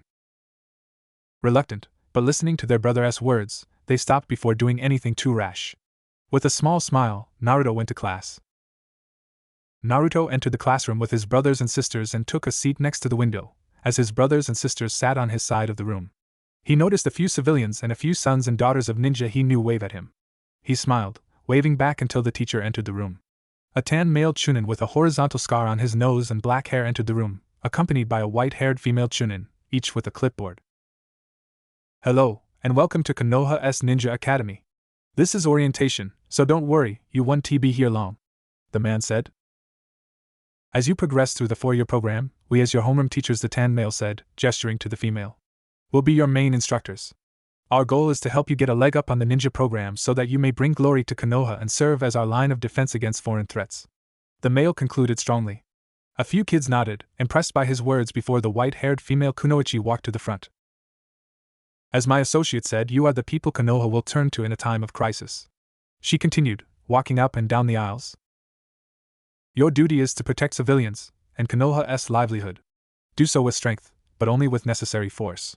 Be tenacious, but also clear-minded. She walked back to the front of the class. My name is Mayami Tuji, and my friend here is Irika Yumino.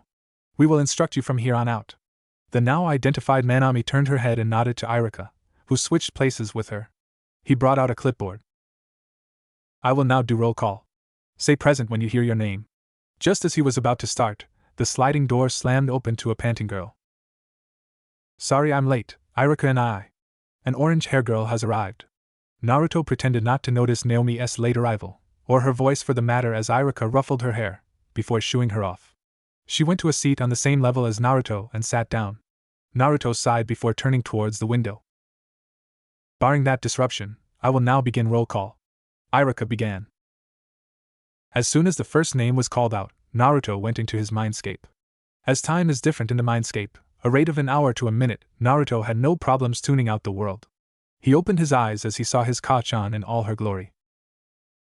His Haim, in all of her eternal grace and beauty, snoring as she laid next to him on the bed.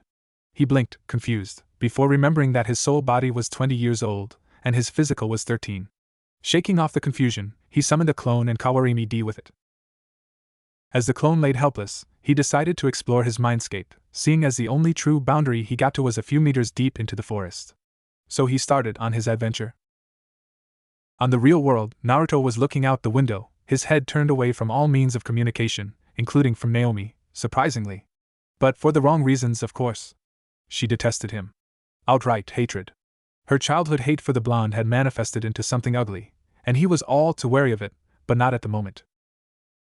Occasionally, Naomi would glare at Naruto's head and try to discreetly ruin his day, but to her shock, her jutsu would be countered by what seems to be a barrier. She growled, before turning back towards her replacement brother, Irika. Since 30 seconds had elapsed in that brief instance with Naomi, 30 minutes had tired Naruto out. As it turned out, the forest would truly be an endless forest, until Naruto willed something to take its place, like an amusement park or a ramen stand. Sighing, Naruto stretched before closing his eyes. He felt a windy sensation on his body and opened his eyes again, to meet mismatched eyes of red and blue. Naruto blinked.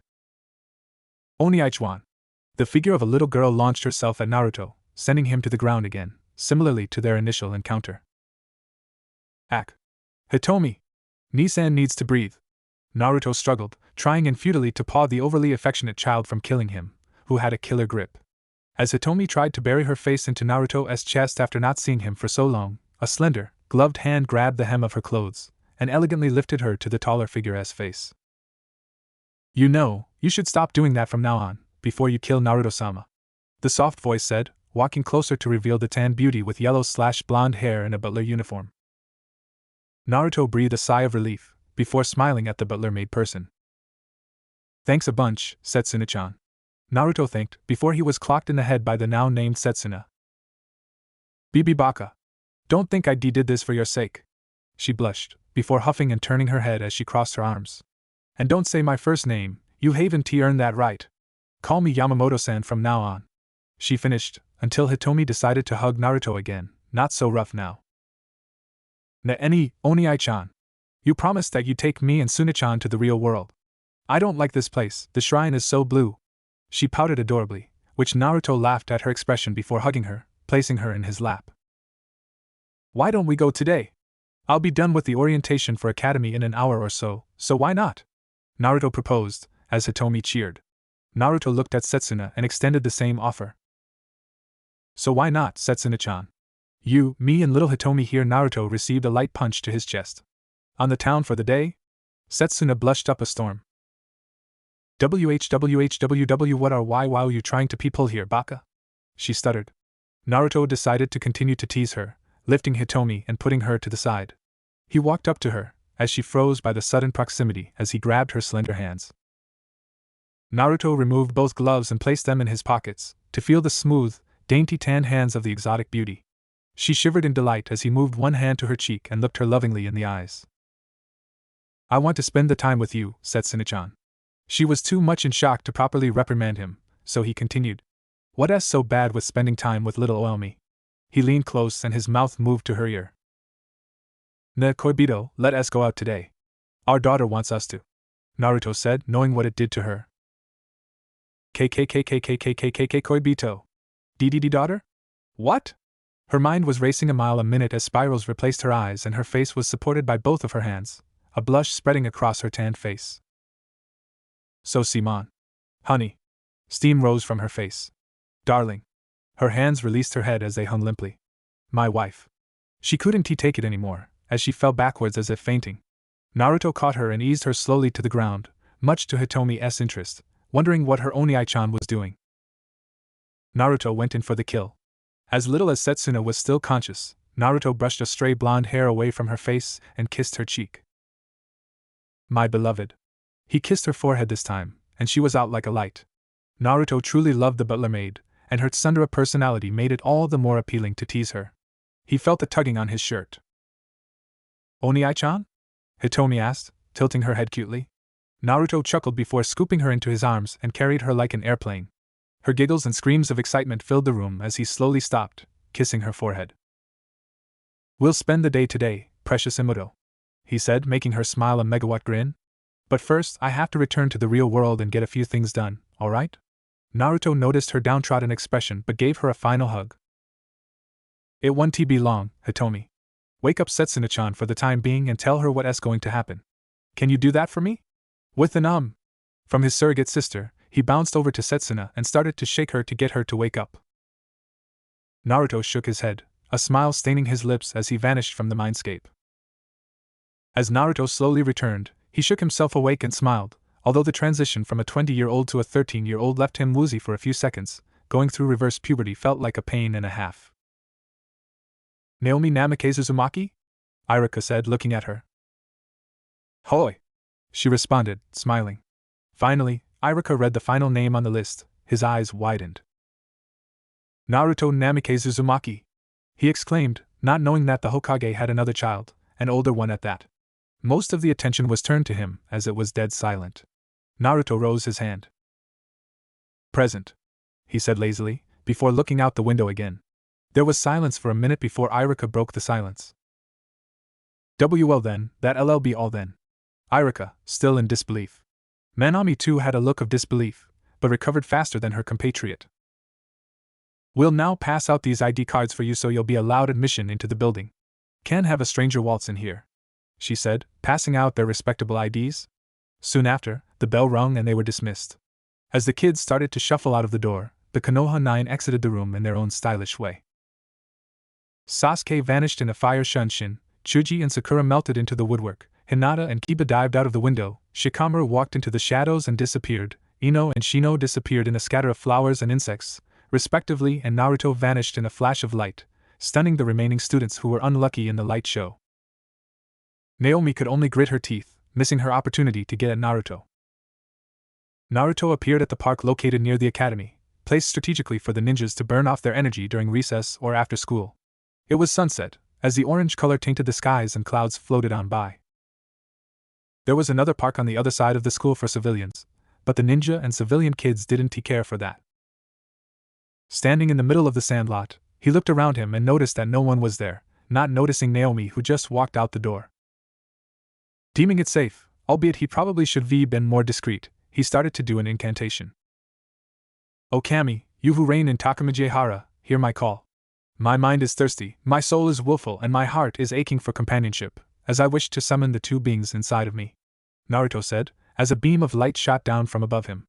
Naruto didn't notice Naomi's eyes bugging out of her skull. "Let my being be no longer lonely, as my heart is filled, my soul is happy, and my mind is clear. I summon Yamamoto Setsuna, the willful sword of the Shinto Kamis, and Hitomi Akumu, the shroud of Yami, the dark shield that protects the world. I beg unto thee to release the two for all eternity." During the incantation, a black runic circle appeared under Naruto, as the beam of light and the dark rune met in neutrality, either one overcoming the other. Soon, two vortexes appeared on either side of Naruto, and out stepped Hitomi and Setsuna. Although they were shorter, as they were tied to their master, Setsuna being the same age as Naruto, and Hitomi at a ripe age of 8. The beam slowly disappeared as the dark rune melted into the ground and the vortexes closed itself. As soon as she stepped out, Hitomi rushed over to Naruto and started to jump in place. "Nichan! Nichan, Nichan, Nichan!" Hitomi was garbed in a yellow blouse and a small cream-colored hat with a band near the rim, where an adorable little flower was pinned against it. Naruto smiled as he picked her up and placed her on his shoulders. Naruto glanced over to Setsuna and smiled, as she was dressed in a dark blue dress with a white shirt underneath, and long skirt that went to her ankles as well as some sandals. All in all, she looked like a civilian housewife, but with her dark skin and light hair, one could say different. "I can't believe you dragged me out for this," she huffed, but silently enjoyed the sun. Naruto smiled and felt Hitomi tap his head. "She's lying, Oni-chan," Hitomi whispered, making him chuckle. Since the Shroud of the Devil and the Yuzu Manifest system were created in tandem, their human personalities couldn't hide emotions or lie from one another, so to be blunt, Hitomi acted as a lie detector against Setsuna. Naruto smiled and grabbed Setsuna's hand, startling her and blushing a bit as Naruto ran his thumb over the back of her hand. "Now let us be off. We have the night to ourselves." Naruto smiled beatifically, and with a hesitant nod, Setsuna and Naruto were off. Naruto felt Hitomi clamber off his shoulders and stepped in between them and grabbed the hands closest to her, smiling. "Let us go, Anai-chan, Tsunade-chan." She smiled. She started to use their hand as a type of swing, and not even Setsuna could resist her innocence, giggling into her free hand. Naruto chuckled and the trio made their way into Konoha proper, missing the stunned expression on Naomi's face. "Oni-chan?" she tested in her mouth. Her heart ached as she noticed the little girl clutching onto Naruto's hand, dismissing Setsuna for the moment. She didn't heed the fact that her heart hurt when she looked, nor did she notice the frown that framed her face as she gazed at Naruto, laughing and having a good time. "Oni-chan," she whispered until she felt a pair of arms whisk her away. "Museum! How was school?" Kushina said, giving her a hug as Minato ruffled her hair. "And what were you doing behind the tree, Naomi? Ooh, do you already have a crush on someone?" Minato teased, before mentally squashing that thought bug with an iron fist. He'll be damned if someone dated her daughter at this age. Naomi blushed before shaking her head violently. Minato and Kushina laughed as Minato gave her a piggyback ride, and followed Kushina into a hardware store for furniture for their next daughter. Naomi looked behind her, seeing the retreating form of her brother, and to her surprise felt something wet on her face. "I'm crying?" she thought as she brought a hand to her cheek. Sure enough, she was, as she quickly used her sleeve to wipe it off. Just an average day in Konoha. It was near dusk, as the orange and blue sky hung above them with a small stretch of pink in the middle as Naruto returned to his luxury penthouse in the shinobi housing sector of Konoha. Setsuna and Hitomi arrived a few minutes later, groceries in their hands as they set the bag down on the wood table. Hitomi had promptly ripped apart one, spilling out its contents of sweets and of the like, grabbed a handful and made her way to the large couch and flip on the TV. Setsuna had put a majority of the things in the fridge before telling Naruto she had to take a bath, before being kissed on the cheek again. With a blush, she quickly made her way towards the bathroom. Naruto sighed. Today was a long day, not to mention that he noticed Naomi peering at him from behind the tree in the park today at the last minute. It struck him as curious, but decided to drop it. He was tired, especially in the marketplace today when Hitomi basically drained the sweets shop dry of its confections. His wallet took a hit today, and he'll have to work overtime at Ichiraka-s to make up the money. But alas, he could never be mad at Hitomi. She was his precious Imuto after all. After strategically placing everything in the fridge, Naruto sat next to Hitomi, who was now sporting a spaghetti strap dress with cute pink flowers with smiley faces on it. The minute she felt the change of shape on the couch, she scrambled onto Naruto's lap and laid her head against his chest, smiling cheekily up at him. Naruto smiled and rested his chin atop of her head while watching TV. Setsuna soon came out, wearing a white dress shirt that did her bust no justice, and short black jeans, showing her well-toned legs with an adorable set of white bunny slippers. Naruto could faintly hear a yes from inside his head. Raising an eyebrow, Setsuna blushed before lightly slapping his forearm, sinking into the couch next to him, and flipped open a magazine. It was an average day for Naruto, and he was content. He stealthily slid his hand under Setsuna's as he rubbed his thumb over it, making her blush as she flipped the page in her magazine. She didn't remove her hand. Instead, she tightened her grip, however minuscule it is, around Naruto's. Life was good. No sooner than 5 minutes, a knocking came from the door. Setting Hitomi aside, much to her protests, and releasing his hand from his butler, much to her silent protest, he made his way to the door. Peering through the peephole, he saw a raven-haired woman smiling, holding what looks like a leather shopping bag with the Uchiha crest, waving her free hand. "Just a minute," he called out, before punching out a few buttons on a pad. The face scanner quickly scanned the woman's face before there was a beep, and the door opened. Mikoto paraded in and lifted both her arms in the air, exuding her presence to those present. "Ohio, Naruto-chan," Mikoto said jovially, before wrapping Naruto in a firm hug. It didn't help that he was suffocating in her bust, as he tried to pry the affectionate mother off his person. Mikoto only tightened her grip as she pulled Naruto up to her eye level, nuzzling his cheek. "Naru-chan, I just love your struggle snuggle," she said happily. On the opposite side of the room, Hitomi whimpered at the loss of her Oniai-chan, who looked like he was about to have a broken spine. Setsuna sent a small glare towards Mikoto, biting her nail in a vicious vice, before schooling her features. "Relax, remain calm. Neutral face, upright posture, cool and collected," she thought to herself, remembering what was drilled into her. She was a butler, and butlers were supposed to be the epitome of professionalism, the best of the. "Wani-chan, why is that lady kissing Oniai-chan's face?" Hitomi asked, snapping her out of her thoughts. "What? Ooh, she's gonna get it." Setsuna was about to scramble off the couch, before Naruto managed to squirm out of Mikoto's grasp. "Mikoto-bakan, I'm 12 years old now. I'm a big boy now," Naruto said hotly, as Mikoto giggled into her hand. "Fufufu, any na-chan. You'll always be my adorable little chibi," she said, ruffling the top of his head. Naruto could only pout and cross his arms, making Mikoto squeal before hugging him again. His fox-like features made him look like a small kit, which he cursed on occasion since whenever he went to the Uchiha compound, Mikoto would be there to greet him with a hug. It was only Mikoto and Sasuke left in the Uchiha complex, save for a few other civilians and shinobi that managed to evade the Uchiha massacre. Fugaku had been slain in a brutal fashion, when Isaki Uchiha, the eldest child of Mikoto and Fugaku, had purged the majority of the Uchiha.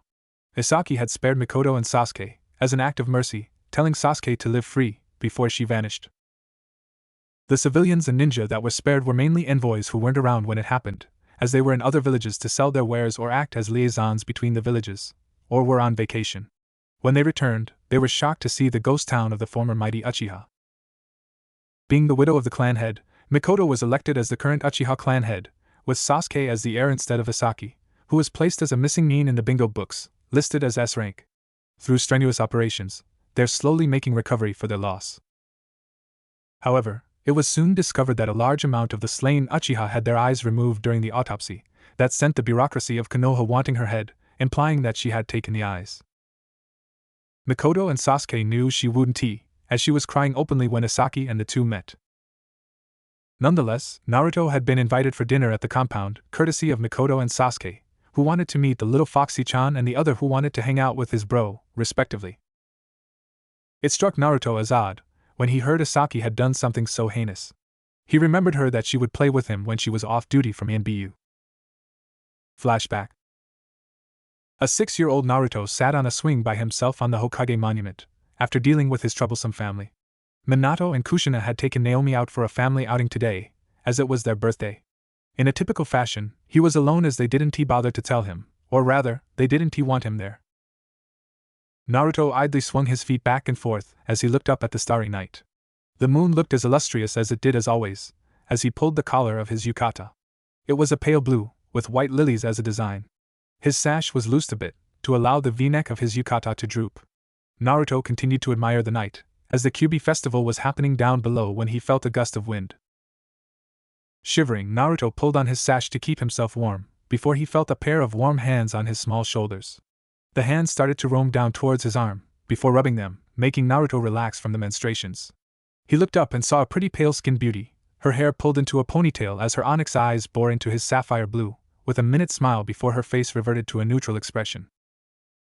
"Hi, pretty Nei-chan," Naruto said, smiling at his newly acquired sister. She removed her hands and sat next to Naruto on the swing, sitting at an angle with her legs together to lean towards Naruto. "What's your name?" "Isaki Uchiha." "What are you doing here, Namikaze-sama?" Isaki asked, watching Naruto grimace at her question. She thought she offended him, but he waved his hand. "Don't call me Namikaze-sama. I don't like honorifics or my last name. Just call me Naruto," he said before sighing, deflating into his swing seat. A small silence passed over them before Isaki spoke again.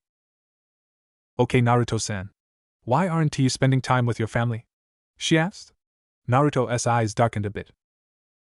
"A family doesn't leave one of its members behind, nor do they neglect them," he said quietly.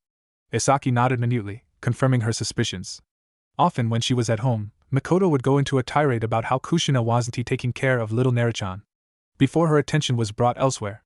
Before coming here, Isaki did a little spying on the Namikaze family, seeing how Naruto was suspiciously absent. This only reinforced her already growing sympathy for the young blonde, as she got off her swing. Naruto heard the creak of the chains from the swing before being lifted off his seat. Isaki sat down again, with Naruto in her lap, facing her. He curiously looked up at her with a frown, before he felt Isaki run her fingers through his hair. Naruto was shocked, as all the Uchiha he knew, save for Mikoto and Sasuke, were stiff, upper-crust nobles. Quite frankly, he thought they all had sticks up their asses. However, he decided to add Isaki to the already small number of Uchiha who didn't as she rubbed his back and petted him. Relaxing, he leaned forward and rested his face against her abdomen. After a few minutes, he looked back up at Isaki, who met his gaze when she felt the weight of his head off of her chest. "Thank you, Nei-chan?" he whispered quietly. Isaki nodded slowly, studying his face before smiling. Her attention was diverted to the 3 whisker marks on both of his cheeks, curious if they were scars or tattoos. They always intrigued her as no one else had markings like that on their face, and started to run her thumbs across his pudgy cheeks. Naruto froze, his back shooting up as he felt Isaki run her fingers across his cheeks.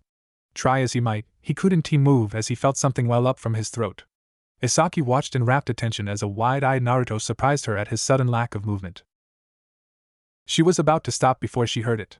The sound that would only spell doom and gloom for Naruto for the rest of the night. Naruto purred.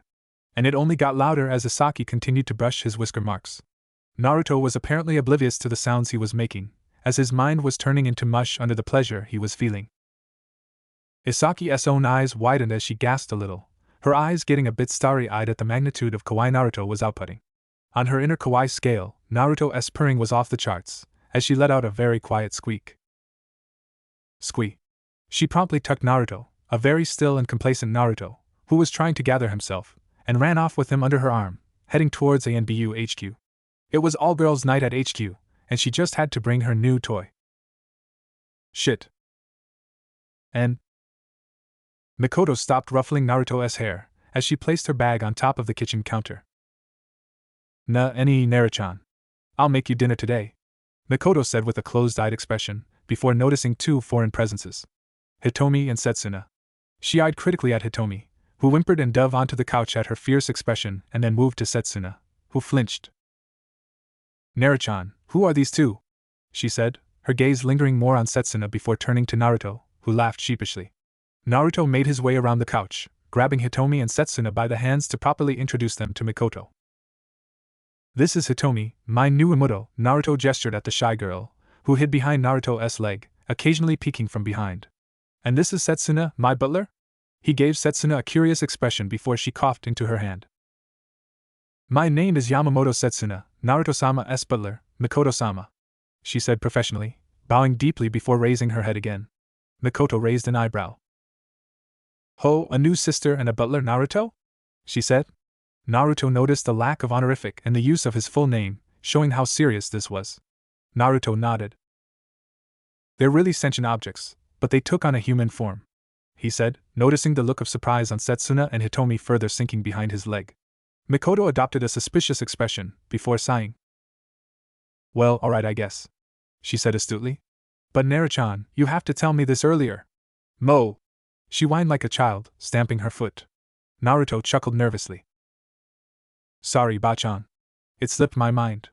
I didn't even know you were coming over either, so I wasn't prepared," he said, rubbing the back of his head. "It's okay, Naruto-chan. I can't stay mad at you for long," she said, pinching his cheek. She let go, noticing his pained expression before shooing them away. "Now, shoo! I need to make you dinner," she said, as the three slinked back onto the couch. "Where's Sasuke? Is he alright?"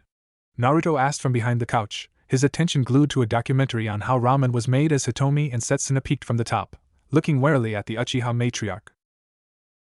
"Oh, he's fine. He's spending the next few nights at the Hurano's," she said, her eyes undrawn from chopping ingredients. The rest of the night was silent, as the chopping of ingredients and sizzling of the pan was drowned out by the low hum of the hood atop the oven, and the TV.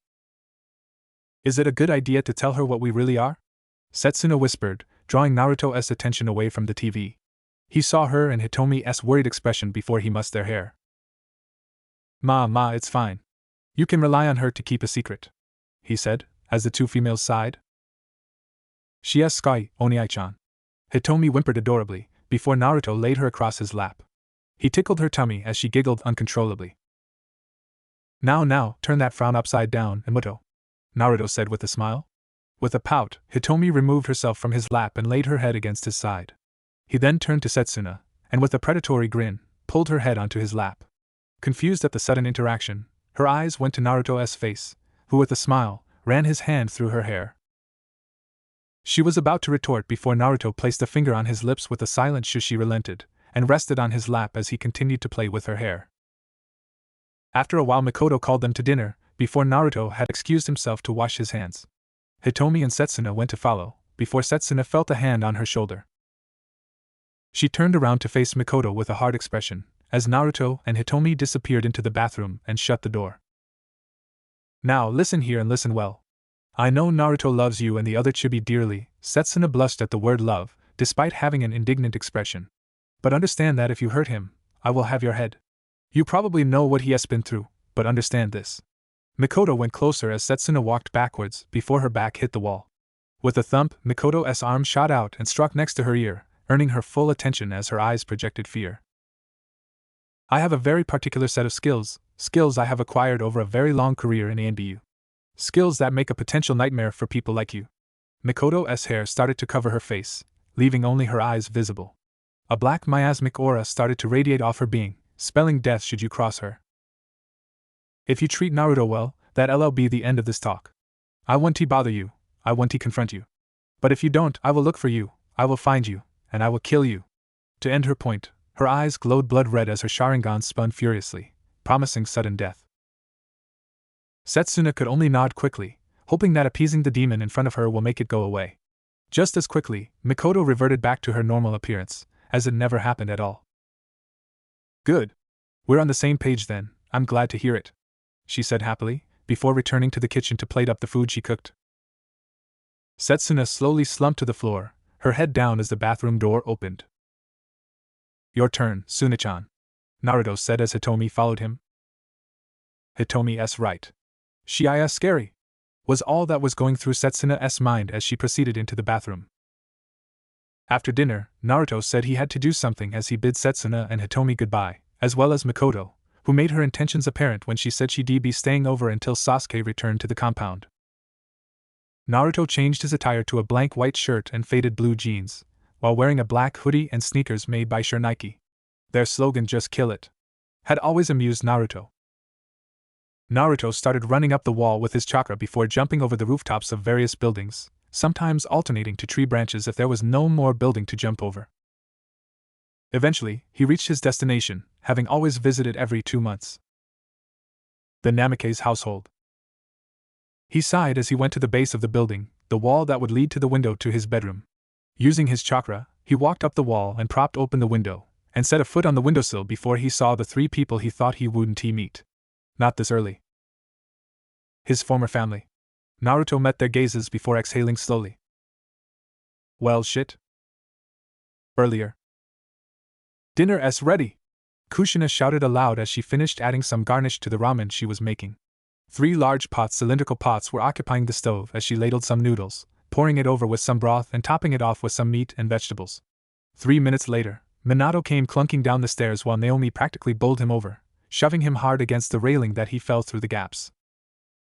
Kushina tried to hold her laughter as Minato struggled to stand back up, as Naomi was already stuffing her face of the delicious noodles. Soon, the 3 were dining and talking animatedly about their day. So, Minakuin, anything interesting happened today? Kushina inquired as she drank the broth and stood to refill her bowl. Minato sighed. The usual things, Kushi-chan. Paperwork, assigning team missions, paperwork, sending out letters to other nations, a council meeting and paperwork. Minato said cheekily. Kushina rolled her eyes. Well, you better clear up a few days for me, we're going baby shopping. Kushina cheered. Minato raised an eyebrow. For what? His response was met with a ladle to the head as he clenched the spot Kushina hit. For the baby, of course, baka. Kushina frowned. Minato rubbed his head sheepishly. Ah, Gomen. I thought you'd forget. It was already a nightmare trying to get new things for little Naomi here. She was quite the spitfire back then, ain't that right, Naomi? He ruffled her hair. Naomi pouted as Minato messed with her hair. She still is. Oh.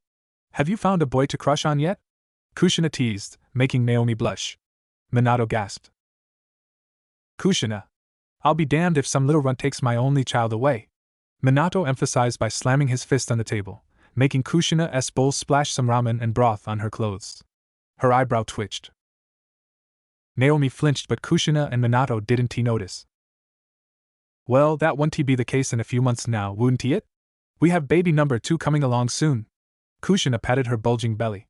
Little Haruka here is gonna be stirring up trouble in 3 months, Tebane. Minato smiled wistfully as he got up and embraced Kushina from behind, kissing her cheek as his hands patted her belly. I bet she'll have your little verbal tick too. Minato laughed.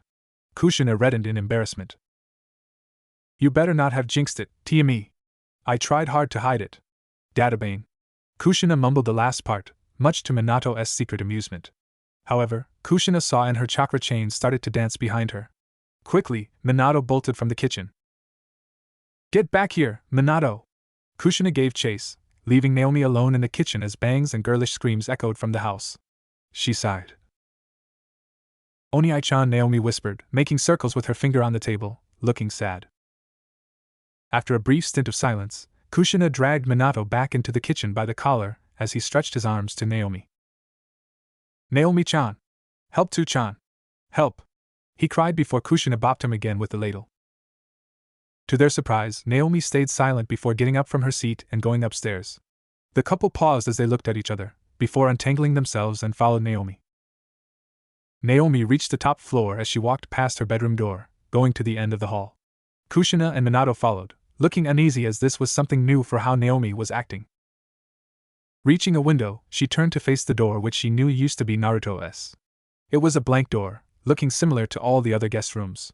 Bracing herself, she grabbed the knob and noticed how stiff it was. She tried to turn it, but it wouldn't budge.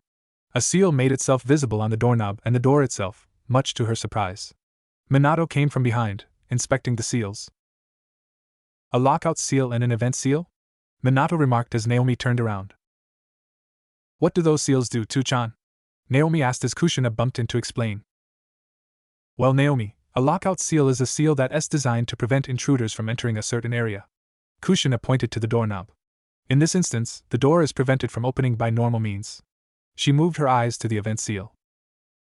An event seal, however, is something that triggers something to happen if the door was ever compromised. Kushina narrowed her eyes as she studied the seal. It was very intricate. In this case, Minato must have made this for something, but forgot about it. Kushina shook her head. What a dummy. Kushina? I didn't make those seals, Minato said, making Kushina frown. If you didn't, then who? You and me sure didn't, and Naomi is just starting her Fuinjutsu. Was it an intruder? Before either one could say anything, Naomi raised her leg, pushed chakra into her kick as the door exploded into splinters. The room was dark, save for the beam of light that came from the window, shining onto the bed. The blanket was gray as the pillow was covered in dust. The second the trio set a single foot in the house, they were being led by an invisible force toward the wall adjacent the door. What's going on? Naomi panicked, trying to regain control by squirming. I don't know, and I don't like it. Kushina was just behind Naomi, her arms flailing as her feet didn't respond to her call. I'll try to ration out shit. A barrier. It disabled by seals, but how? Minato struggled, but the trio soon stopped at the center of the back wall. A resounding crack lit up a light source on the wall behind them as it shone on a sketch. Through the use of seals working behind the scenes, it made the sketch large enough to see clearly. Is that us? Minato said as he looked at the crude drawing. It was done in crayon as it showed a blonde-haired stick figure, a red-haired one and a smaller, orange-haired one propped on one side of the paper. The backdrop featured grassy zigzags on the bottom, symbolizing grass, and an obnoxious yellow sun in a corner, with a smiley face inside it. The three didn't understand until something shimmered on the other side. While the caricature of the three had smiley faces, a short, blonde stick figure had a sad smile on it. What does this mean, Minato Koi? I'm scared. Kushina uncharacteristically remarked. Being the red-hot habanero, scared wasn't in her dictionary until today. Minato could only offer silence while Naomi waited with bated breath. The next sketch was of a wooden house, barely discernible as the sketch was drawn in slightly better quality. The same red, blonde, orange stick figures were outside of the house, but the other blonde figure was looking out of what seems to be a window. They had the same faces as the first sketch. The sketches kept getting better as the drawing switched from crayon to color pencil, then to pencil to soft charcoal. Likewise, the quality improved in each drawing as more lights illuminated, each sketch depicting the Namake's family and the mystery boy. In the sketches with pencil and soft charcoal, the sketches had accurately resembled the family, but the mystery boy always had his head and eyes shaded out, only showing the bottom half of the face. The lips were set in an eternal frown and in some, what looked to be streams of tears. The sketches also had odd numbers in a blank corner of each one. 7, 4, 5, 9, 8, 11. There were several repeats of the numbers from 4 through 11, with a few repeats of 12s. Wait, that's the time Naomi and I went to the park, and that's the time you and Naomi went to the Kyuubi festival. I couldn't go because of Hokage duties, but Minato trailed off, Kushina nodding as she remembered those moments well. They soon realized that the sketches were depicting their moments in history. As soon as I find the creep stalking our family, I'll beat the tar out of him. Kushina and Minato shared the same sentiment. It soon became odd when it transitioned to what seemed like the boy playing with a rabbit. With a crown. These sketches were drawn in soft charcoal, in high-grade material, as it started from the number 6 this time. Each drawing had shown the boy smiling, albeit his top half of his head were still shadowed. The bunny seemed to at first to evade the boy in the first few paintings, however it soon gradually stopped running before gradual acceptance in the latest few. It was a few seconds before a large, circular light shone from the ceiling. It looked like the moon. The trio's eyes were drawn from the apparent moonlight towards the wood floor, where a large drawing was illuminated. It stretched the whole floor, save for the space the bed, desk, and shelf were occupying. This sketch, however, was colored in. On the right side shone a beautiful pale woman with small, noble-esque eyebrows. She had 2 horns and long, silver hair and was dressed in a Miko garb. Magatama decorated the collar and cuffs of the priestess garb as her face was turned to the left, smiling affectionately. She had a faint blush, and a crown of grand design hovering above her head. Her right hand was grasping the figure's left hand. The boy seemed to meet the same height of the beauty, dressed in expensive, high-quality clothing. However, like prior, his upper half of his face had been shadowed, but the lower half was smiling toothily and a faint blush was visible as well. On top of where his head would be, a crown was there as well, but it was of even grander design, signifying the higher position of the two. The number in the corner was 13. What does this mean? Kushina whispered. Her head was racked with thought, as was Minato's. They didn't notice the wide, misty-eyed expression Naomi had. As if answering, the lights snapped shut as they heard a flipping motion. Then, the moonlight shone on the center image. It read, Naruto. Suddenly, Minato and Kushina were assaulted with memories of their estranged son. Their eyes widened astronomically as they came to a sparking realization. No, Kushina collapsed on her knees, as Minato's face was stricken with horror, as he collapsed and started to backpedal. As they did this, each light shone again on all the previous drawings, as Naruto's name appeared in the same messy font, as if done by a paintbrush splattering on a canvas. The sketches flipped over again, except the shadowed part of the boy revealed the full face of Naruto.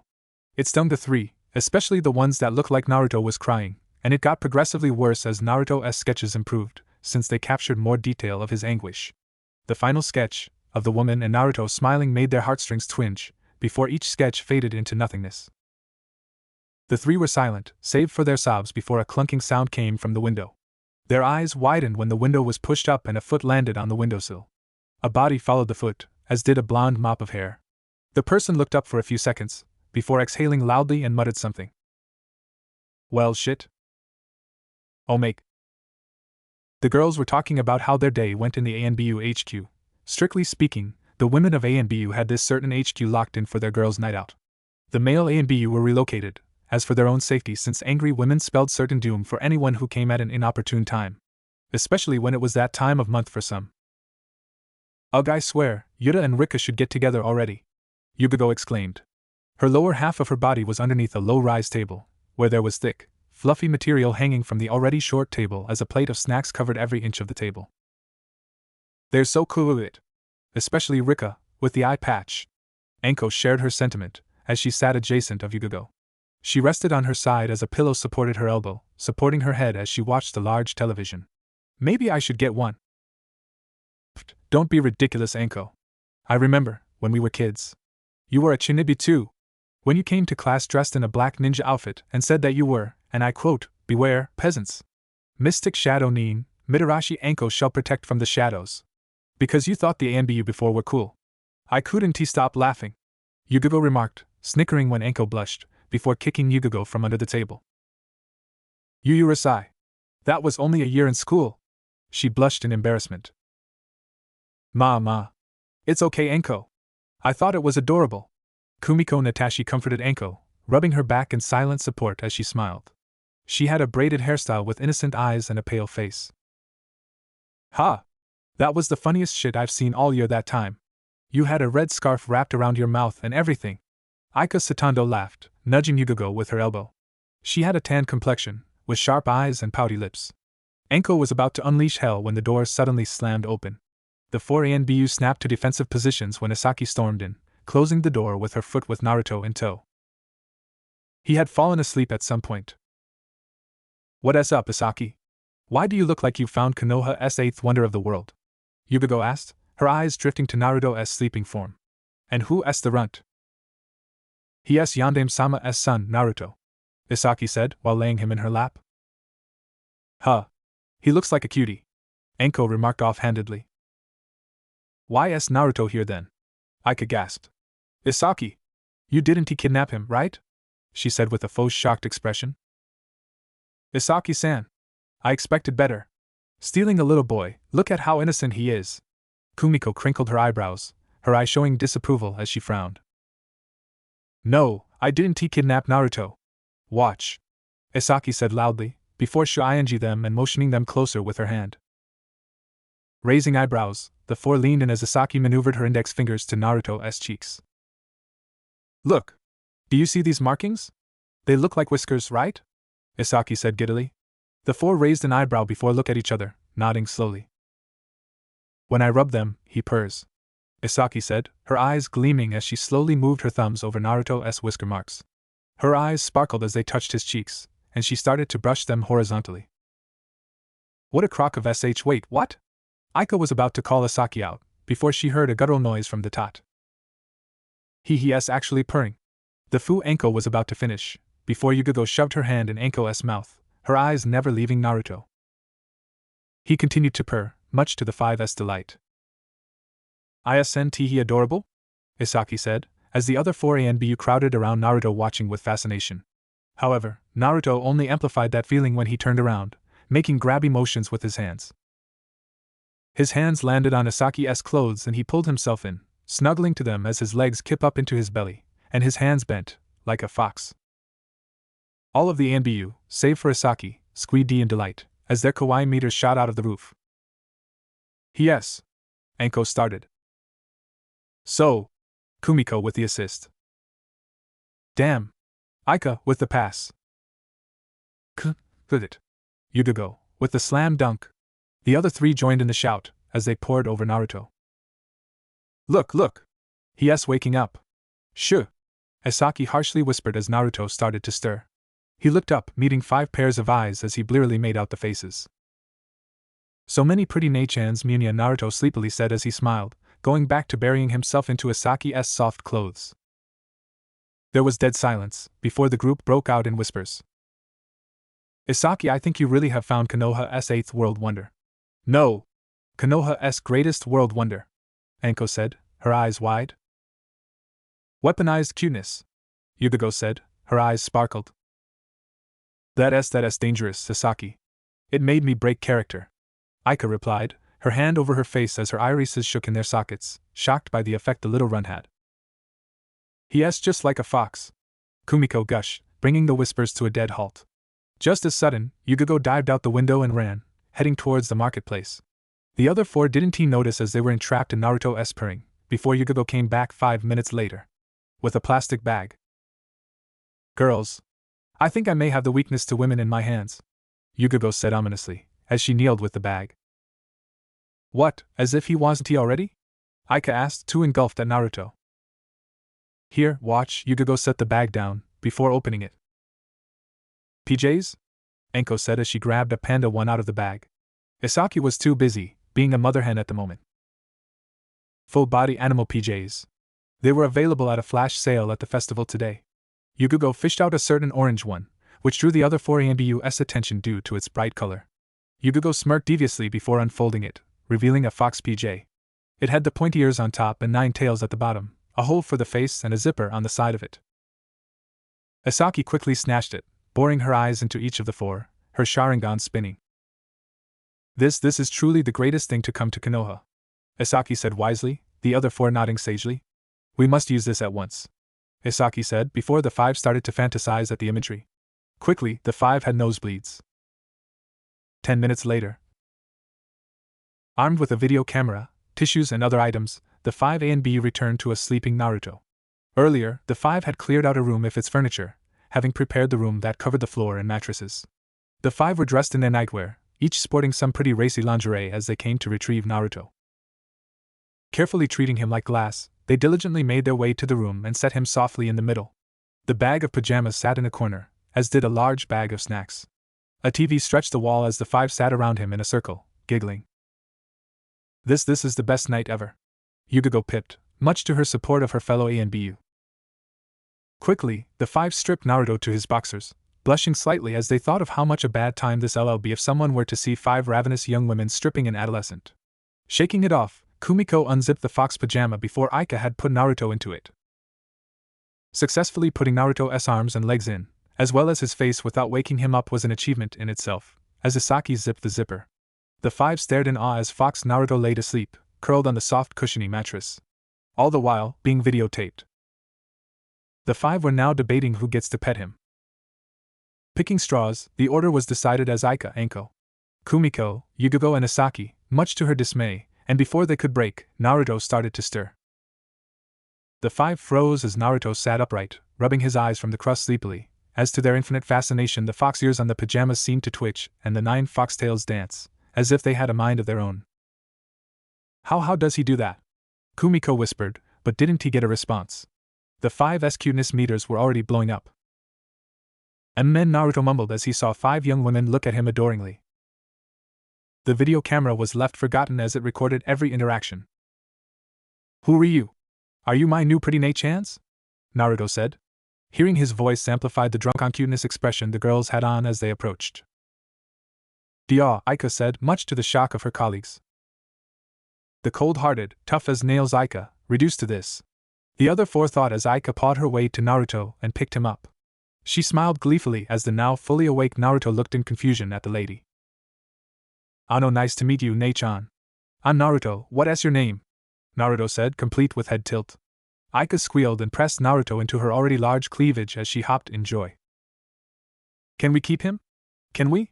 Can we?" Aika asked excitedly. It was decided then and there that Naruto was the mascot of female ANBU everywhere. Everywhere.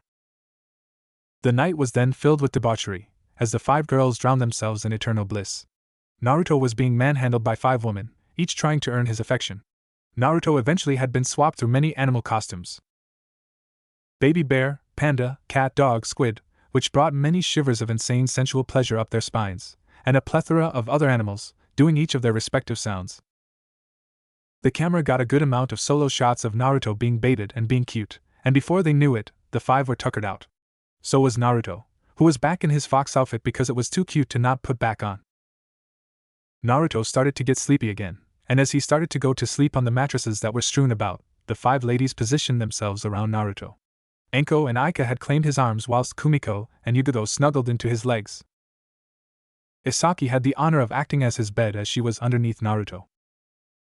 The 5 simultaneously giggled perversely, and the night was over. The next day, Naruto woke up back at his apartment penthouse in his usual clothes, and decided to wash up, wondering if yesterday was a dream. That was quickly dashed away when he went to the hamper to switch his clothes, when he noticed a black ANBU mark on his arm, and what appears to be a seal inside the tattoo. Using his chakra, Naruto made the seal release what it held, and out came a picture. It was Naruto, sleeping in his fox costume as Aika, Enko, Kumiko, Isaki and Yugoto smiled into the camera with peace signs. It was embroidered with hearts and teddy bears and on the back it read, "To our adorable Ototo, always welcome to the female quarters of ANBU." There were 5 kiss marks on the back. Naruto smiled, and framed the picture and resealed it back into his arm. Just a typical night in Konoha. Naruto grumbled as he laid on his bed. The sun was shining brightly through the draped window, where small beams of light managed to slip by the cracks and shine on his face. Yesterday was pretty hectic night, even for him. A lot of drama and emotional words were exchanged, but things were settled. For now, at least. As yesterday night's events assaulted Naruto's memory, he sighed and ran his hand across his face before propping his head. "Fuck me." After sitting, bleary-eyed on the bed, he rubbed the crust out of his eyes and swung his legs from out of the tangled mess of his bed sheets and headed towards the bathroom. Upon entering, he noticed the rings around his droopy eyes as he sighed. Given, things stretched well into the night to the point where the sky started to get lighter, Naruto drank in the time he had. Which wasn't much. Thank Kami Minato had rescheduled the start of the academy to the start of the afternoon, and an early dismissal at 3 p.m. An extended orientation, so he says. Slowly, his arms rose as he leaned over the sink, turning on the faucet to wash his face. After patting down with a towel, he started to brush his teeth before someone had knocked on the door. "Naruto-chan, are you alright?" It was Mikoto. She had stayed the night. "Yeah, I'm fine," Naruto curtly replied before he spat the toothpaste out and rinsed with cold water. "Refreshing." "It's noon, why aren't you at the academy yet?" "I made you lunch too," she said from the door. Minato had to change the time for today so the other students who weren't there for the first orientation can get a crash course today. Naruto said a half-truth. He didn't want her to bring up the topic of his parents so early in the morning, as her tirades tended to last for well over the needed time. "Well, alright then. When you come out, make sure to eat the lunch I made for you, alright? I have some errands to do and I'll be back before nightfall. See you later, Naruto-chan." Mikoto's voice faded before a door slammed shut. Sighing, Naruto changed his wardrobe before leaving the bathroom, hunkering down over the curry rice Mikoto had pleasantly made for him. It made him smile. Are you too? Only I'm allowed to feed you." "Ah, the rabbit goddess has awoken, I see," Naruto said. With a poof, a featureless shadow clone appeared next to Naruto before tendrils of whitish gray pierced the clone before taking the shape of a busted woman with horns.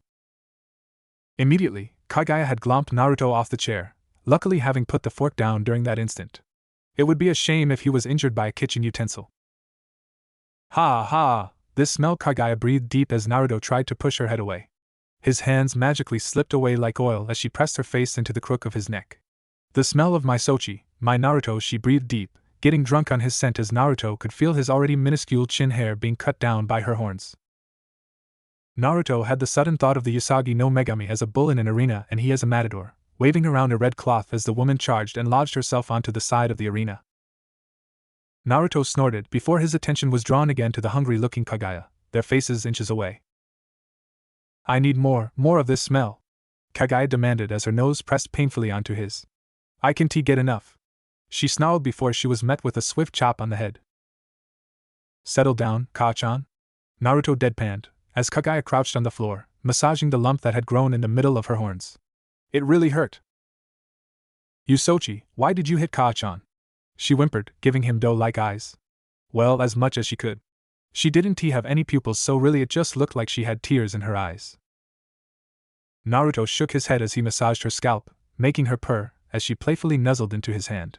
Again, he felt his already minuscule arm hair being reduced to near nothingness as her horns sliced dangerously close to his skin. Why? Kaguya eventually let go, letting Naruto grunt as he tried to get back in his chair and eat his food. "Are you relaxed now, Ka-chan? You do this every time," Naruto said in an annoyed tone, but there was a hint of playfulness in his words. "But it's so intoxicating, Na-chan," Kaguya responded before kissing his forehead, making him blush faintly. Okay, fine. I got it. You can stop now. Stop." Naruto raised his voice, as Kaguya had kept kissing him on the forehead. What turned to an affectionate gesture turned to something lewd as there was now a wet spot on his forehead. With a wink, she vanished in a poof, revealing the clock behind her. "Oh shit! I got 5 minutes to get to the academy." In a mad dash, he shoveled the rest of Mikoto's curry before blinking away in a white flash, as chimes played on his exit. Naruto reappeared on the roof of the academy as the sound of chimes played on his appearance. Naruto blew a breath of relief as he wrenched open the door and made his way to his homeroom. He pulled the sliding door apart as he was greeted with a room full of chattering students, future shinobi in the making, as an overall jolly mood washed over him. Naruto moseyed on over to a window seat near the middle left of the room. Before any of his non-blood brothers and sisters could approach him and say hello, Iruka and Naomi walked inside, getting their attention. "Okay everybody, settle down," Iruka said loudly, but everyone ignored him. "Guys, be quiet," Iruka said a little louder, yet to no avail. Nanami was snickering in the background. Reaching a boiling point, Iruka shouted, "Everybody sit the hell down and shut the fuck up. Cue big-headed jutsu." Nanami was openly laughing as the kids all rushed to find seats available in the room, leaving an empty seat next to Naruto. "Naeni, Iruka-kun, you scream louder than me when we're in bed," Nanami said, smiling and making her eyebrows go up suggestively. Iruka blushed as he sputtered. "And Nanami-chan, that is hardly appropriate at the moment," Iruka said, helpless. A few of the kids earned a blush too as Nanami winked at Iruka. Taking a minute to gather his bearings, Iruka cleared his throat. "Alright, I'm starting roll call. Say here or present if you're here." Iruka started as he looked at the attendance sheet. After it was said and done, it appeared that Naomi was the only one not present. Naruto mentally filed that away as he laid his head on his arms, resting on the table as he stared at the board. "As you all know," Iruka started, "the academy is geared toward making you shinobi hopefuls into the future of Konoha." Iruka gestured to a box next to the podium he was behind. "As such, Hokage-sama had graciously supplied us with these handbooks to better your understanding on what the academy wants and gives to its future shinobi." Nanami, who was leaning on the wall, had passed the books around to each of the students before sitting down on a chair. "Now, if you turn to page 2. Naruto's thoughts decided to linger at this point, his interest all but lost. He idly remembered the empty seat next to him, and the events that happened yesterday night. Flashback. "Well, shit," Naruto said bluntly, snapping the three out of their trance. With his presence known, Kushina all but launched at her baby boy, effectively tackling Naruto and her out the window. A thought quickly passed by Naruto's mind as he felt the lack of support underneath him. Fuck my life.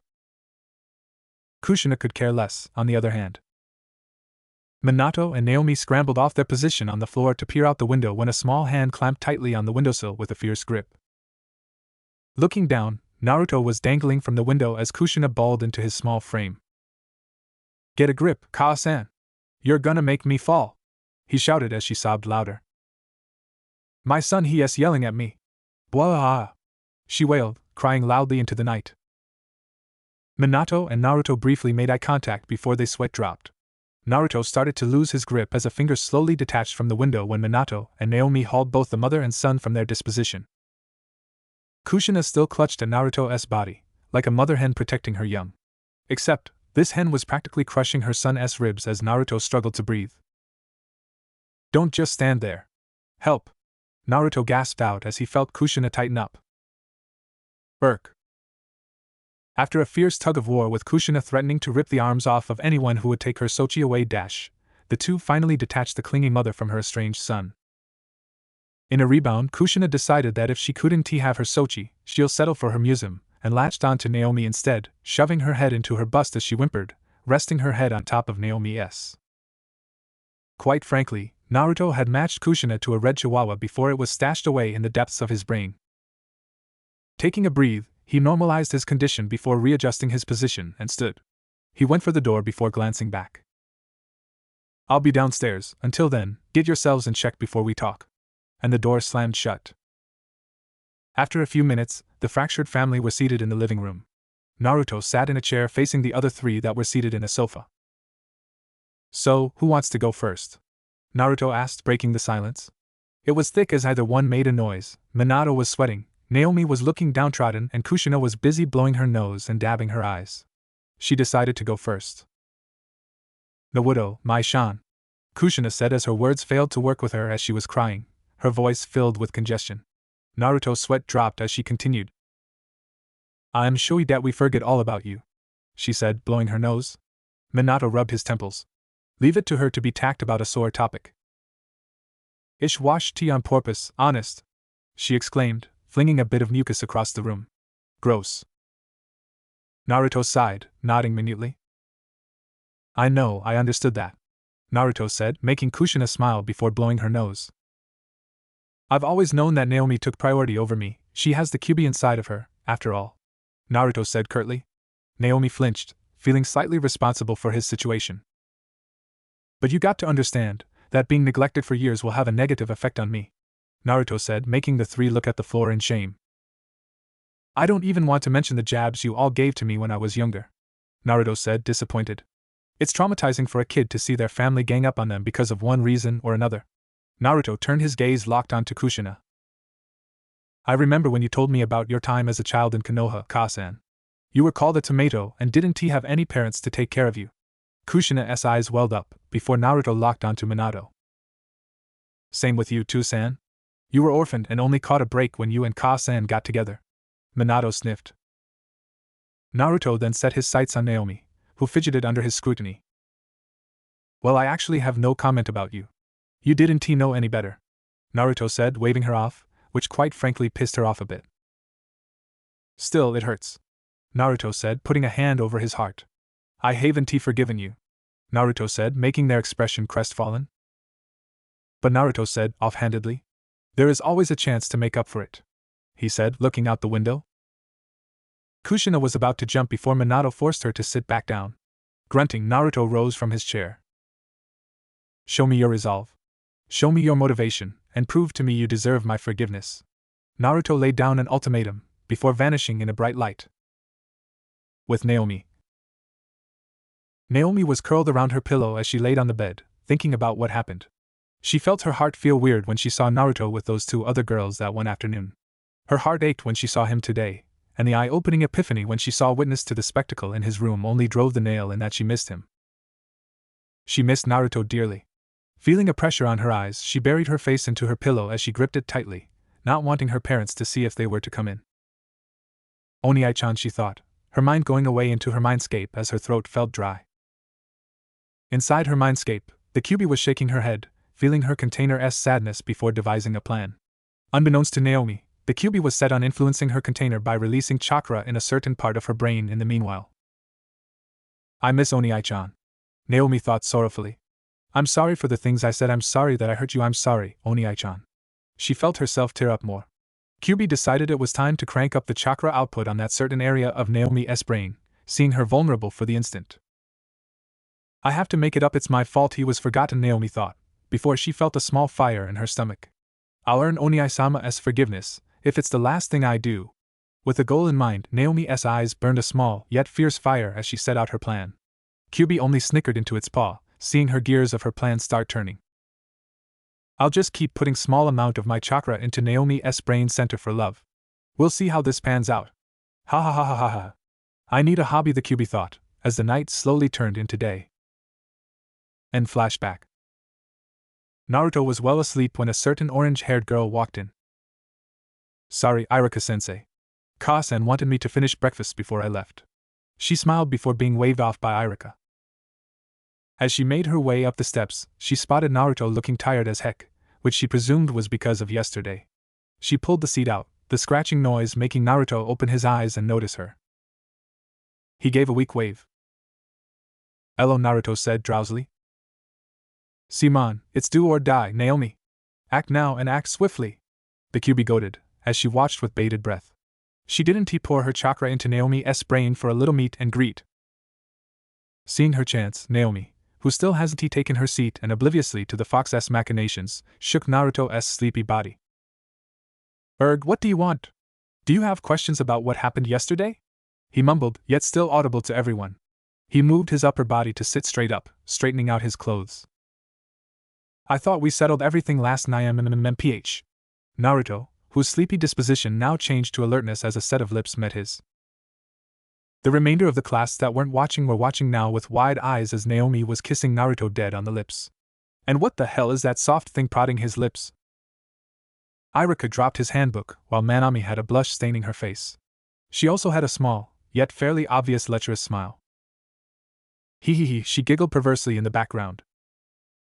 Click went the camera shutter as she stashed the camera and slipped the Polaroid into her breast pocket. Naomi continued to press her lips onto Naruto as she slowly descended into his lap, her eyes never leaving his wide cerulean ones. Meanwhile, the Kyubi was pushing more of its chakra into her brain, all the while cackling at in her cage as her 9 tails danced behind her. Naomi placed both of her arms around Naruto's neck as she pressed harder into her kiss.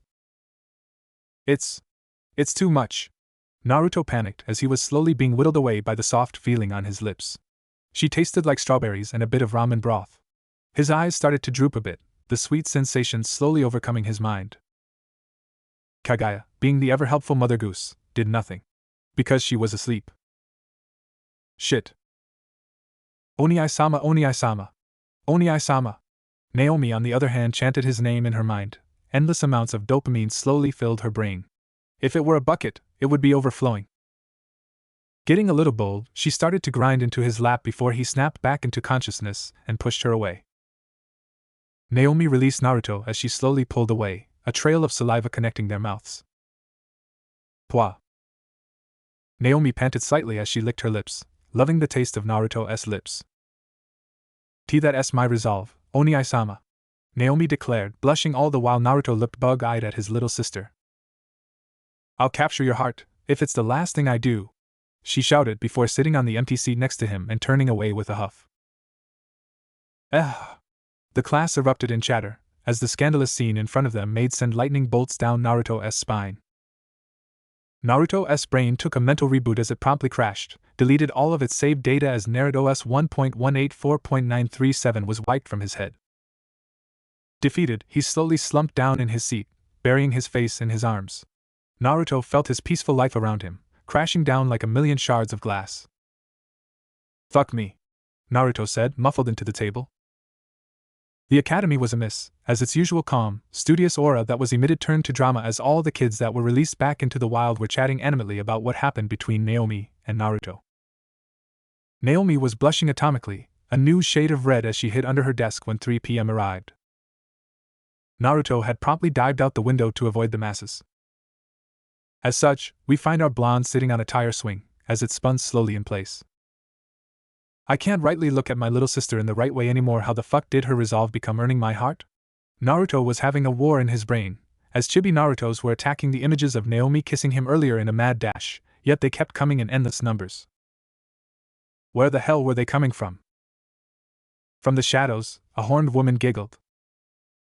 It was too much for the chibi Narutos, as the images had surrounded them before attacking themselves, spawning chibi Naomis that glomped and kissed the everlasting life out of them.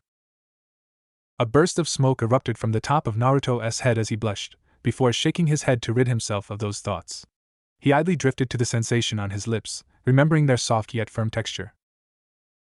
That was my first kiss too. He looked up to the sky, as if the clouds had the answers.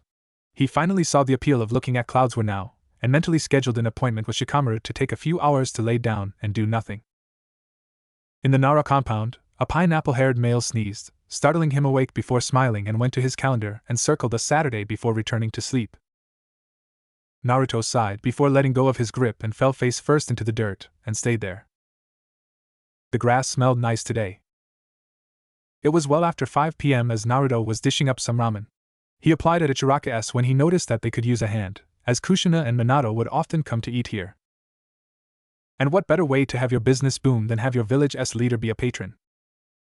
Well, get a poop ton of money, but that's besides the point. As such, Naruto was hired on board along with a few others, as the shop was moved into a restaurant space, and soon went from rent to ownership of the building. After business was so successful, a second floor was cleared for space, and the rest of the remaining floors were turned to one side civilian and one side shinobi housing. Pretty smart. Anyways, Naruto was garbed in a black t-shirt with a white bandana tied over his hair as an apron wrapped around his body. He was in the middle of placing some tonkatsu on some lemon-colored noodles and pork broth, layering a couple of slices on the side before adding some diced bamboo shoots, a spoonful of corn, and topping it off with thinly sliced nori, seaweed, as he slapped the small desk bell. "One tonkatsu with bamboo shoots, up!" he shouted from behind the counter as a civilian got up and nabbed the bowl, leaving the proper amount of Rio as she left. With a huff, Naruto exhaled, fanning himself with a paper fan as he observed the happy customers slurping up his creations, in still a great sense of pride. "Oi Naruto, how's the heat?" Ayam asked from across the room as she placed a bowl of ramen onto a tray as a waiter took it upstairs. "I tell you Ayam, rush hour is absolutely ridiculous, but seeing the customers smile when they dive into it makes it all the more worth it," Naruto said with a smile. Ayam giggled into her hand before a few more customers came through the small hanging curtains. "Welcome to Ichiraku Ramen, may I take your order?" Ayam, with her feminine wiles, made the men of the restaurant, save for Naruto, swoon as she took their orders. Sighing, Naruto shook his head at her antics as he turned around to tend to the broth, dropping in some chicken bones in the chicken broth when he heard the squeak of the stool behind him. "Welcome to Ichiraku's, what'll be your choice of ramen today?" Naruto said, turning around to face the last person he wanted to see on Kami's green earth for the day. "Hello Oniai-sama," a shy-looking Naomi said, rubbing her arm as she blushed, looking half at the floor, half at Naruto. With a sharp intake of breath, Naruto's mind went into overdrive as sweat poured from his face, slowly sliding down his cheek and into his shirt. "Hello Naomi," he said, nervously before Naomi gestured with her head outside. With a quick look, he saw Ayam nod at him before doing a shooing motion at him, and with her approval, went out and towards the back into an alleyway with Naomi trailing behind him. Huffing, Naruto looked at Naomi, who found her toes very interesting. "Alright Naomi, what's up?"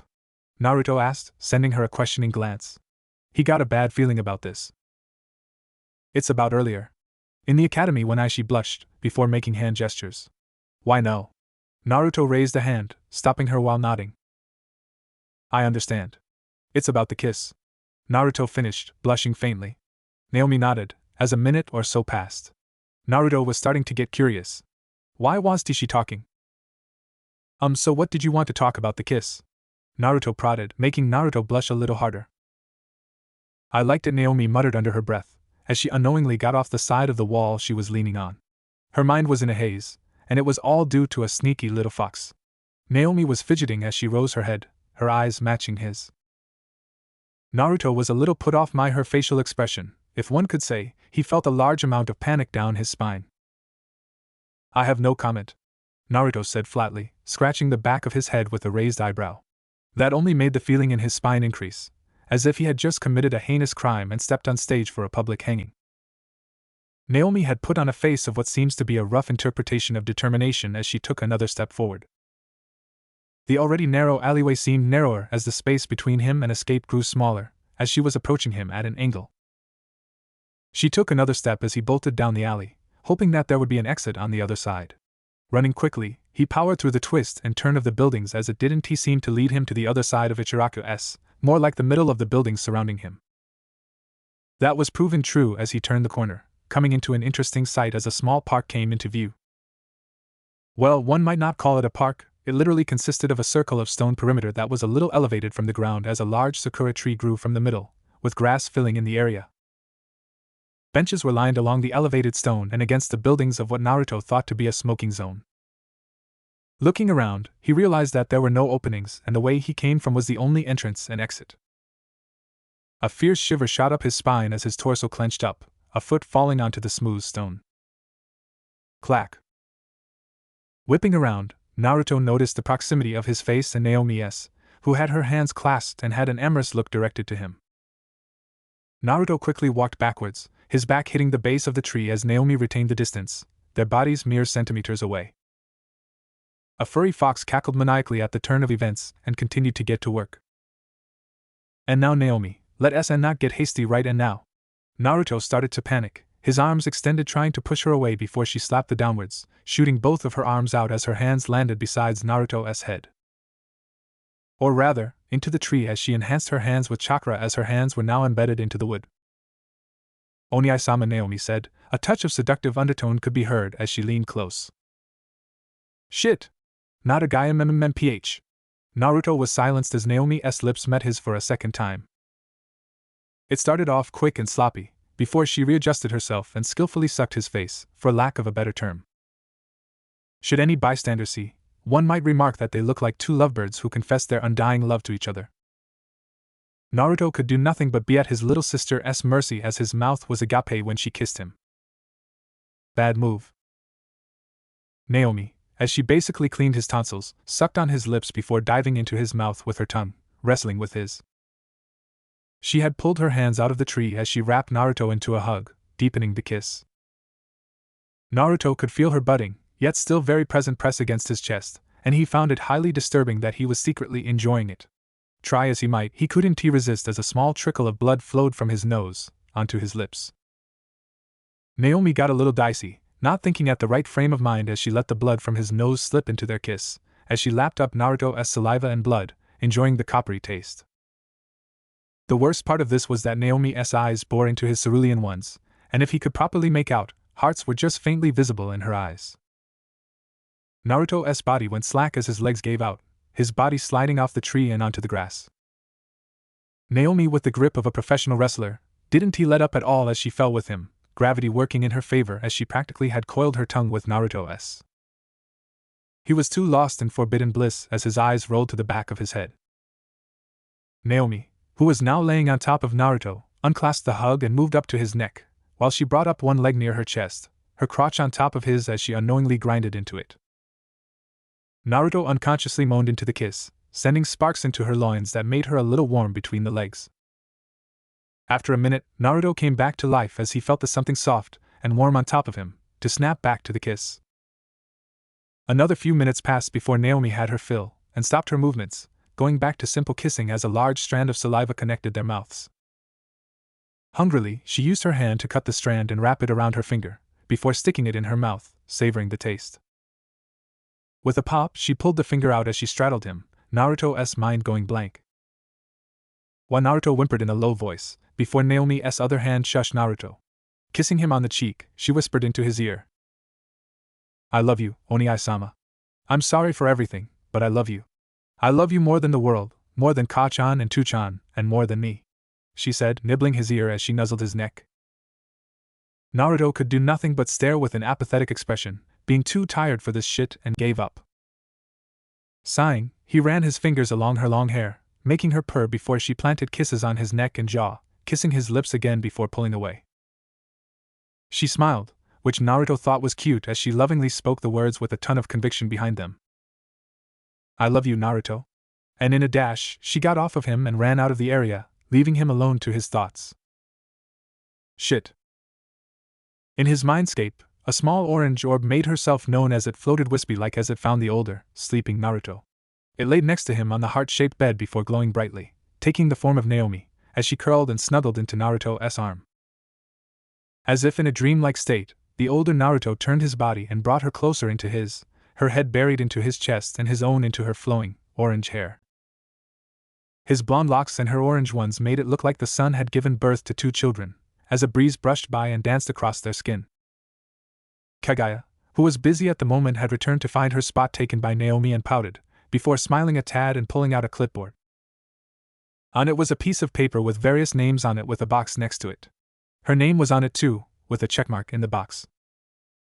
Looking down, she found Naomi's name before checking it off. Harem member number 1, get, she said before throwing the clipboard into a portal. Oh make. It was time for bed for little Naruto. The day had been long and boring with nothing to do. It was 8 p.m. as Naruto finished a painting of his family, before splashing his name on the back and setting it firmly on a wall with a seal. Eyeing the piece, he nodded, before putting his crayons away. Yawning, Naruto clambered into bed and put the covers over his body, slowly falling into the abyss of dreams. As he was falling into dreamland, a gust of wind blew past his window, before a small clank hit the shingles. On the outside of the Namikaze compound, a hunched, distorted figure leaned against the wall as it creeped closer to the window. Using its toes, the figure flexibly put one leg on either side of the window frame, before crouching in a half stance, its hands going to the base. With little effort, the figure lifted the bottom half of the window, before doing a few hand seals. The figure's hand glue a light blue as it thrusted into the window, a small shattering sound coming from the outside. It had just broken the only barrier between the mystery figure and Naruto, who had turned around in his sleep to face away from the window. Quickly, the figure swung in and landed softly with a hand stretched on the floor, balancing on its toes. Whipping around, it quickly shut the window before standing fully erect. With a clap of the figure's hands and a silent mumble, the once invisible figure changed into one of color. Shapely legs, a round rear and sizable chest revealed Aika garbed in stereotypical ninja gear, dressed in black. Her fiery red mane was dulled by the moonlight, as she undressed and sealed her clothing into a seal tattoo on her arm. She was now dressed in lingerie. Black lacy bra and matching panties only enhanced her features, not to mention her tan skin made her look like an Amazon goddess. Walking on the balls of her feet, she made her way to the prone Naruto, and with a quick action, slid into the bed with Naruto. She sighed in content as she became the big spoon, Naruto the little spoon. Despite the lack of space, she was happy, spending time with the love of her life. The thoughts that paraded through her mind was too much for her to handle, as her mind conjured an image of her, the 20-year-old Anbu and an 8-year-old Naruto, running through a field of flowers in slow motion, before both of them fell on their sides. The Aika in the dream was laying on her side, with her arm propping her head, as the same could be said about Naruto. She got bold and leaned in, her lips tantalizingly close to claiming her love's first kiss before she was violently ejected from her dream, blood dripping down her nose. Banishing the thoughts, she snuggled into Naruto and was about to sleep in peace, before she heard a rattling. She turned her head and saw a figure come from the same window she did, before she undressed as well and stepped into the light. The sight, quite frankly, pissed her off. A wild Kumiko had appeared. As she was dressed in blue lingerie, matching her blue hair, and stealthily walked towards the bed before she was kicked away and pressed against the wall by Aika, a look of pure fury adorning her beautiful features. Not wanting to wake Naruto, she used her Anbu hand codes to communicate. "What the hell are you doing here, Kumiko?" Kumiko smiled before using her hands. "I came to sleep with Naruto-chan. He was just too adorable to leave alone." She smiled a toothy grin, which made Aika ease up a little as she had to agree. His cuteness was too overwhelming for the two. Aika nodded slowly, before relaxing her grip and making hand codes. "Alright, fine, you can sleep with me and Naruto, but you better make the bed bigger. This twin-sized mattress isn't gonna support the three of us." Nodding, Kumiko made hand seals before touching the ground with her fingers and started to trace the air. In a matter of seconds, Kumiko, using her draw-release, skillful tracing, had set the shape of the bed and made it bigger, while channeling her Doton affinity as exchange. Now that the bed frame was twice as large, she unsealed a queen-sized mattress and placed it down. Reason why she had a queen-sized mattress was because she found distaste in sleeping bags, so she carried a comfy mattress for overnight missions. Using her draw-release again, she connected the twin and queen-sized mattress, and it fused into one large mattress, and the two shifted Naruto in the middle, Aika and Kumiko claiming his arms as pillows and side and content. As they were about to sleep, the two heard a noise and sat up, prepared as two beings shifted from the shadows outside and seeped inside the room. The shadows grew until they were banished away, revealing Yugogo and Anko, wearing purple and red lingerie respectively. Aika growled quiet yet menacingly, getting their attention as their eyes were wide. The two were about to talk before Kumiko used ANBU hand codes to tell them to be quiet. Naruto was sleeping. Eventually, the quartet were facing each other, as if in a standoff. Why are you two here now? I could make do with just Kumiko, but you two made it all the more difficult. Aika signed. Hey! Don't you be yelling at us like that. Anko signed aggressively. Last time I checked, Naruto belongs to all ANBU, not exclusively to you, you hothead. Yugogo retorted, making Aika angrier. Kumiko tried to be the voice of reason, trying to calm her down, but the three weren't paying attention, so she tried harder. In the end, the four were violently using ANBU hand codes to throw insults at each other. It looked like four people in a dance-off to see which one was the better dancer, before they heard the bed squeak from straying. Naruto was twisting and turning, as the blanket had been directed to the floor and was about to get up before the four jumped. Aika and Kumiko claimed Naruto as small arms while Yugogo and Anko claimed his legs, and the fighting stopped as Naruto relaxed and went to sleep. That could be credited to the fact that his limbs were firmly secure in four different sets of, but I digress. The four made eye contact before nodding once, and drifted to sleep with their living teddy bear. Meanwhile, Isaki was crying waterfalls as she was stuck at home, acting as the secretary for ANBU Commander Dragon, who was hiding behind her chair, rubbing a gloved hand over a picture frame of Naruto smiling toothily. She hugged the picture frame to her chest, and Isaki could swore she heard an audible squeak. It didn't take long for Naruto to stumble back into his penthouse apartment as he tripped over the door, falling face first onto the welcome mat. As the door hit the adjacent wall with an audible bang, Naruto groaned as he ate some of the rough material the rug was made of, before grunting, lifting himself up with the help of the doorknob. Naruto, honey? Are you okay? Mikoto appeared from the kitchen, carrying a plate of food with a concerned expression. Naruto waved her concern off as he took a deep breath. Naomi kissed me, Oba-chan, Naruto said bluntly, rubbing his nose with a delicate finger. Well, that's nice, honey. Make sure to treat her well, Mikoto replied before sitting down on the couch with her now identified plate of cookies as she turned on the television. It took 0.1 of a second for Naruto to blink before a plate full of cookies impacted his face as the stray plate sliced the television in half with frightening strength, embedding itself into the wall behind it. She did what? Mikoto yelled so loudly, the windows shattered as it was blown into the street, luckily not hitting any stray passers-by. Mikoto's face was already taking up Naruto's field of view as her Sharingan spun wildly, morphing into her unique Mangekyo Sharingan, memorizing every contour and expression the now frightened Naruto made as he was backed against the closed door. Naruto could see that the top half of her face was shadowed by her midnight hair, and it didn't help that her Sharingan seemed to glow red, making her seem like a demon as a black miasma surrounded her body. Naruto panicked in his usual fashion, waving his hands in front of her in an attempt to calm her down. I dash, she dash, we dash, dash, please. Naruto gave up, curling up into a ball as Mikoto hovered over Naruto's form. Kaguya, seeing her beloved son and mortal in danger, used her quick wit to give Naruto a chance of surviving. It may not have been the best plan of action. In a puff of smoke, Naruto's form was enveloped in a misty fog as Naruto underwent a change. Mikoto's eyes quickly cut through the mist, her eyes trained over Naruto's before she gasped aloud. As it seems, Kaguya had managed to make the situation worse, as he was now outfitted in a bunny costume. Pure white, with two floppy bunny ears that were currently standing at attention, along with paws that Naruto's hands and feet were currently occupying. To top it all off, a small, white bushy tail decorated the behind, shaking a little due to Naruto's own vibrations. Mikoto could only coo and squeal in delight as her Mangekyo recorded the event, scooping Naruto into a massive embrace as they rolled around in the carpet.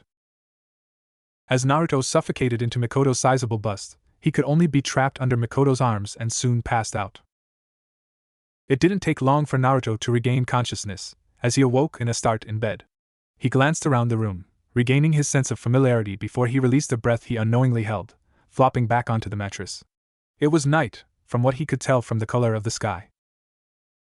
Turning his head, he glanced at his alarm clock, the cancerous green numbers reading that it was apparently 8:32 p.m. Tired as he was, Naruto's other bodily functions commanded him to get up, as he swung himself out of the sheets. Slipping on his immaculate bunny slippers, he blearily walked to the window, wrenching it open to let the musty air to flow outside, welcoming the cold breeze before he trudged through the apartment and locked himself in the bathroom. As he was doing his business, he noticed that he was hungry and made a note to take care of that. Unbeknownst to him, a shadowy figure darted between the trees outside the complex. The figure dived behind a hedge as it crawled on all fours, using chakra to stick low. A lone night guard of the complex passed by, before the figure darted to the side of the building and started to climb. Using the ledges as positions to climb, the figure confirmed their suspicions as its eyes noticed a seal. The seal was meant to sound an alarm in the security office in the building, to notify that someone was using chakra as a means to enter the complex. If their chakra signature wasn't synced with the building's own database or residents or visitors, every guard in the immediate area was to surround and capture the individual. As such, the figure climbed higher, easily passing 8 floors before reaching the penthouse suite. The figure saw the open window and, using it as its chance to enter, launched through the opening, successfully entering the apartment. It took Naruto a while as he finally left the bathroom, rubbing his sleepy eyes while yawning at the same time. Arching his back, a satisfying pop racked his body in pleasure before he slumped, waddling towards the kitchen. Taking out a plate, he realized he was feeling a tad more famished than he thought, and took out some lettuce, tomatoes, some slices of ham and turkey, and some refrigerated bacon. Popping the meat products into the microwave, he set it to 15 seconds as he slowly dragged his hands over the vegetables, laying them across the pieces of bread. "Kami, this is great," Naruto, not quite in the proper mindset, remarked as he finally assembled 2 sandwiches and bit into it. He made his way to the couch as he sat, idly noticing that the TV he had was replaced with a bigger and newer one. Shrugging, he idly munched on his sandwich while watching the TV. "Can I have that other sandwich, Naruto-chan?" Orika said from the other side of the couch. The now identified Sannin was garbed in a cotton purple t-shirt, with matching jean shorts and black slippers. Her long hair reached her mid-back as she pointed a pale white hand at the other sandwich. Naruto nodded, unaware as the Hebeheim scooted closer to Naruto, grabbing the sandwich as the duo watched the TV. Sometime after finishing the sandwich, Orika took off her shirt as the breadcrumbs stuck to the fabric, revealing a black tank top that showed a large amount of cleavage. The shirt was discarded to the side as Naruto droopily leaned against Orika. "Ufufu, Naruto-chan has become such a fine young man," Orika remarked, dragging Naruto into her bust as she put her legs onto the couch, positioned in a way where Naruto's head was comfortably seated in between her breasts as she stroked his hair. "Any Naruto-chan," Orika said, stopping her movements, making Naruto whine a little before rotating his body 180 degrees. Smiling, Orika kissed him on the lips chastely. "I love you," Orika said affectionately, before Naruto nodded, his head falling back onto her chest. Muffled, Naruto replied. "Love you too, Snake Lady," and with that, Naruto had dozed off, blissfully unaware to their exchange. Smiling like a mother would, she placed a quick kiss on his forehead, before picking him up and going to the bedroom. As she laid onto the bed, she placed Naruto beside her, and cuddled with her teddy bear. Her nose was buried into his sunshine hair, breathing in his scent as the two wasted the night away in their dreams. It was morning, as Naruto opened his eyes. His mind felt confused, as he swore he remembered talking to someone yesterday night. Deciding not to think too hard on it, and chalking it up to just being tired, Naruto remembered that today was the day he'd been waiting for. The team placement for Budding Academy Ninja, as they transition into Rookie Genin. Excited, Naruto shouted into the air in anticipation and got set on getting ready for the day. The Shinobi Academy was buzzing with activity as those in the graduating class talked amongst themselves, going over who their senseis could be or who'd be in their squad. Kiba and Shino were in a corner, talking animatedly as Akamaru slept on the desk. Shikamaru, Ino and Choji were in another, as Ino fumed in her classic fashion after Shikamaru beat her in shogi, whilst Choji was watching over eating from a bag of chips. Sasuke, Sakura and Hinata were near the front, Hinata and Sakura berating Sasuke as he looked away, flushed. From the corner of his eye, Naruto spotted the one person he wasn't that excited to meet with. Naomi. As Naruto shuffled into the room, Naomi's eyes tracked him like a hawk as her orange hair bobbed with every swivel of her eyes.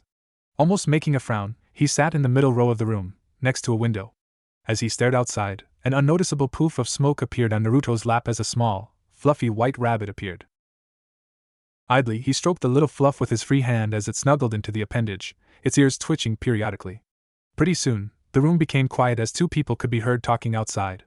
A male and a female, if the voices were any indication. As the noise increased in volume, it was identified to be an irate Irika and a teasing Manami. "Why'd you have to bring that up in the break room?" Irika shouted indignantly, as to which Manami's response was a giggle. "Why, Irika-kun, I thought you weren't afraid of telling the world what we did in bed yesterday night?" Manami teased, as to which Irika sputtered. "It was in the moment, Manami," Irika countered, to which Manami laughed out loud as the duo entered the room. I sometimes wonder who wears the pants in the relationship, Naruto thought as Iruka walked towards the podium, Manami standing to the side. Clearing his throat, Iruka set his clipboard down. Alright, class. Congratulations, again, on making it to Genin after years of hard work, some more than others. Iruka said, making a point to stare at Kiba and Shikamaru, who waved his comment away. Shaking his head for a moment, Iruka continued. As much as it pains me to see you go, it's time for you shinobi hopefuls to move on, and serve Konoha with pride and the will of fire burn brightly within yourselves. Iruka said proudly. Oh yes, you sure showered me with your will of fire last night, Iruka Koimami said, a perverted smile on her face. The class gained a perverted blush as Iruka sputtered, bopping Manami on the head. Manami, please can we not do this now? Iruka begged. Naruto made a mental note to try to wear the pants in any future relationships he might have in the future. 2 people in the class sneezed, before rubbing their nose. Teehee. Alright, let's get this over with, Manami said, stepping in before squeezing Iruka on the cheeks for bopping her on the head. As I call out your names, please remember your team number and the name of your Jonin-sensei, Manami said, as she rang out the names on the list. Team 5 consists of Shikamaru Nara, Ino Yamanaka and Choji Akimichi, assigned to Jonin-sensei Asuma Sarutobi. As she finished, Asuma walked into the room and gave a wave, making the trio get up and follow him out of the room. Team 6 consists of Sakura Haruno, Kiba Inuzuka and Shino Aburame. Your Jonin-sensei will be Kurenai Yehi. Likewise, Kurenai appeared and beckoned for the 3 to follow. Team 7 consists of Naruto Namikaze Uzumaki, Naomi Namikaze Uzumaki and Hinata Hyuga. Your Jonin-sensei will be Kushina Uzumaki Namikaze. As she finished, Kushina appeared in a water shunshin, grabbing the 3 and warping away. Just as she did, Naruto caught the fate of his best friend, Sasuke. Sasuke Uchiha, you have been assigned under an apprentice to Anko Mitarashi. By your mother Mikoto, may Kami rest your soul to be fated with that woman.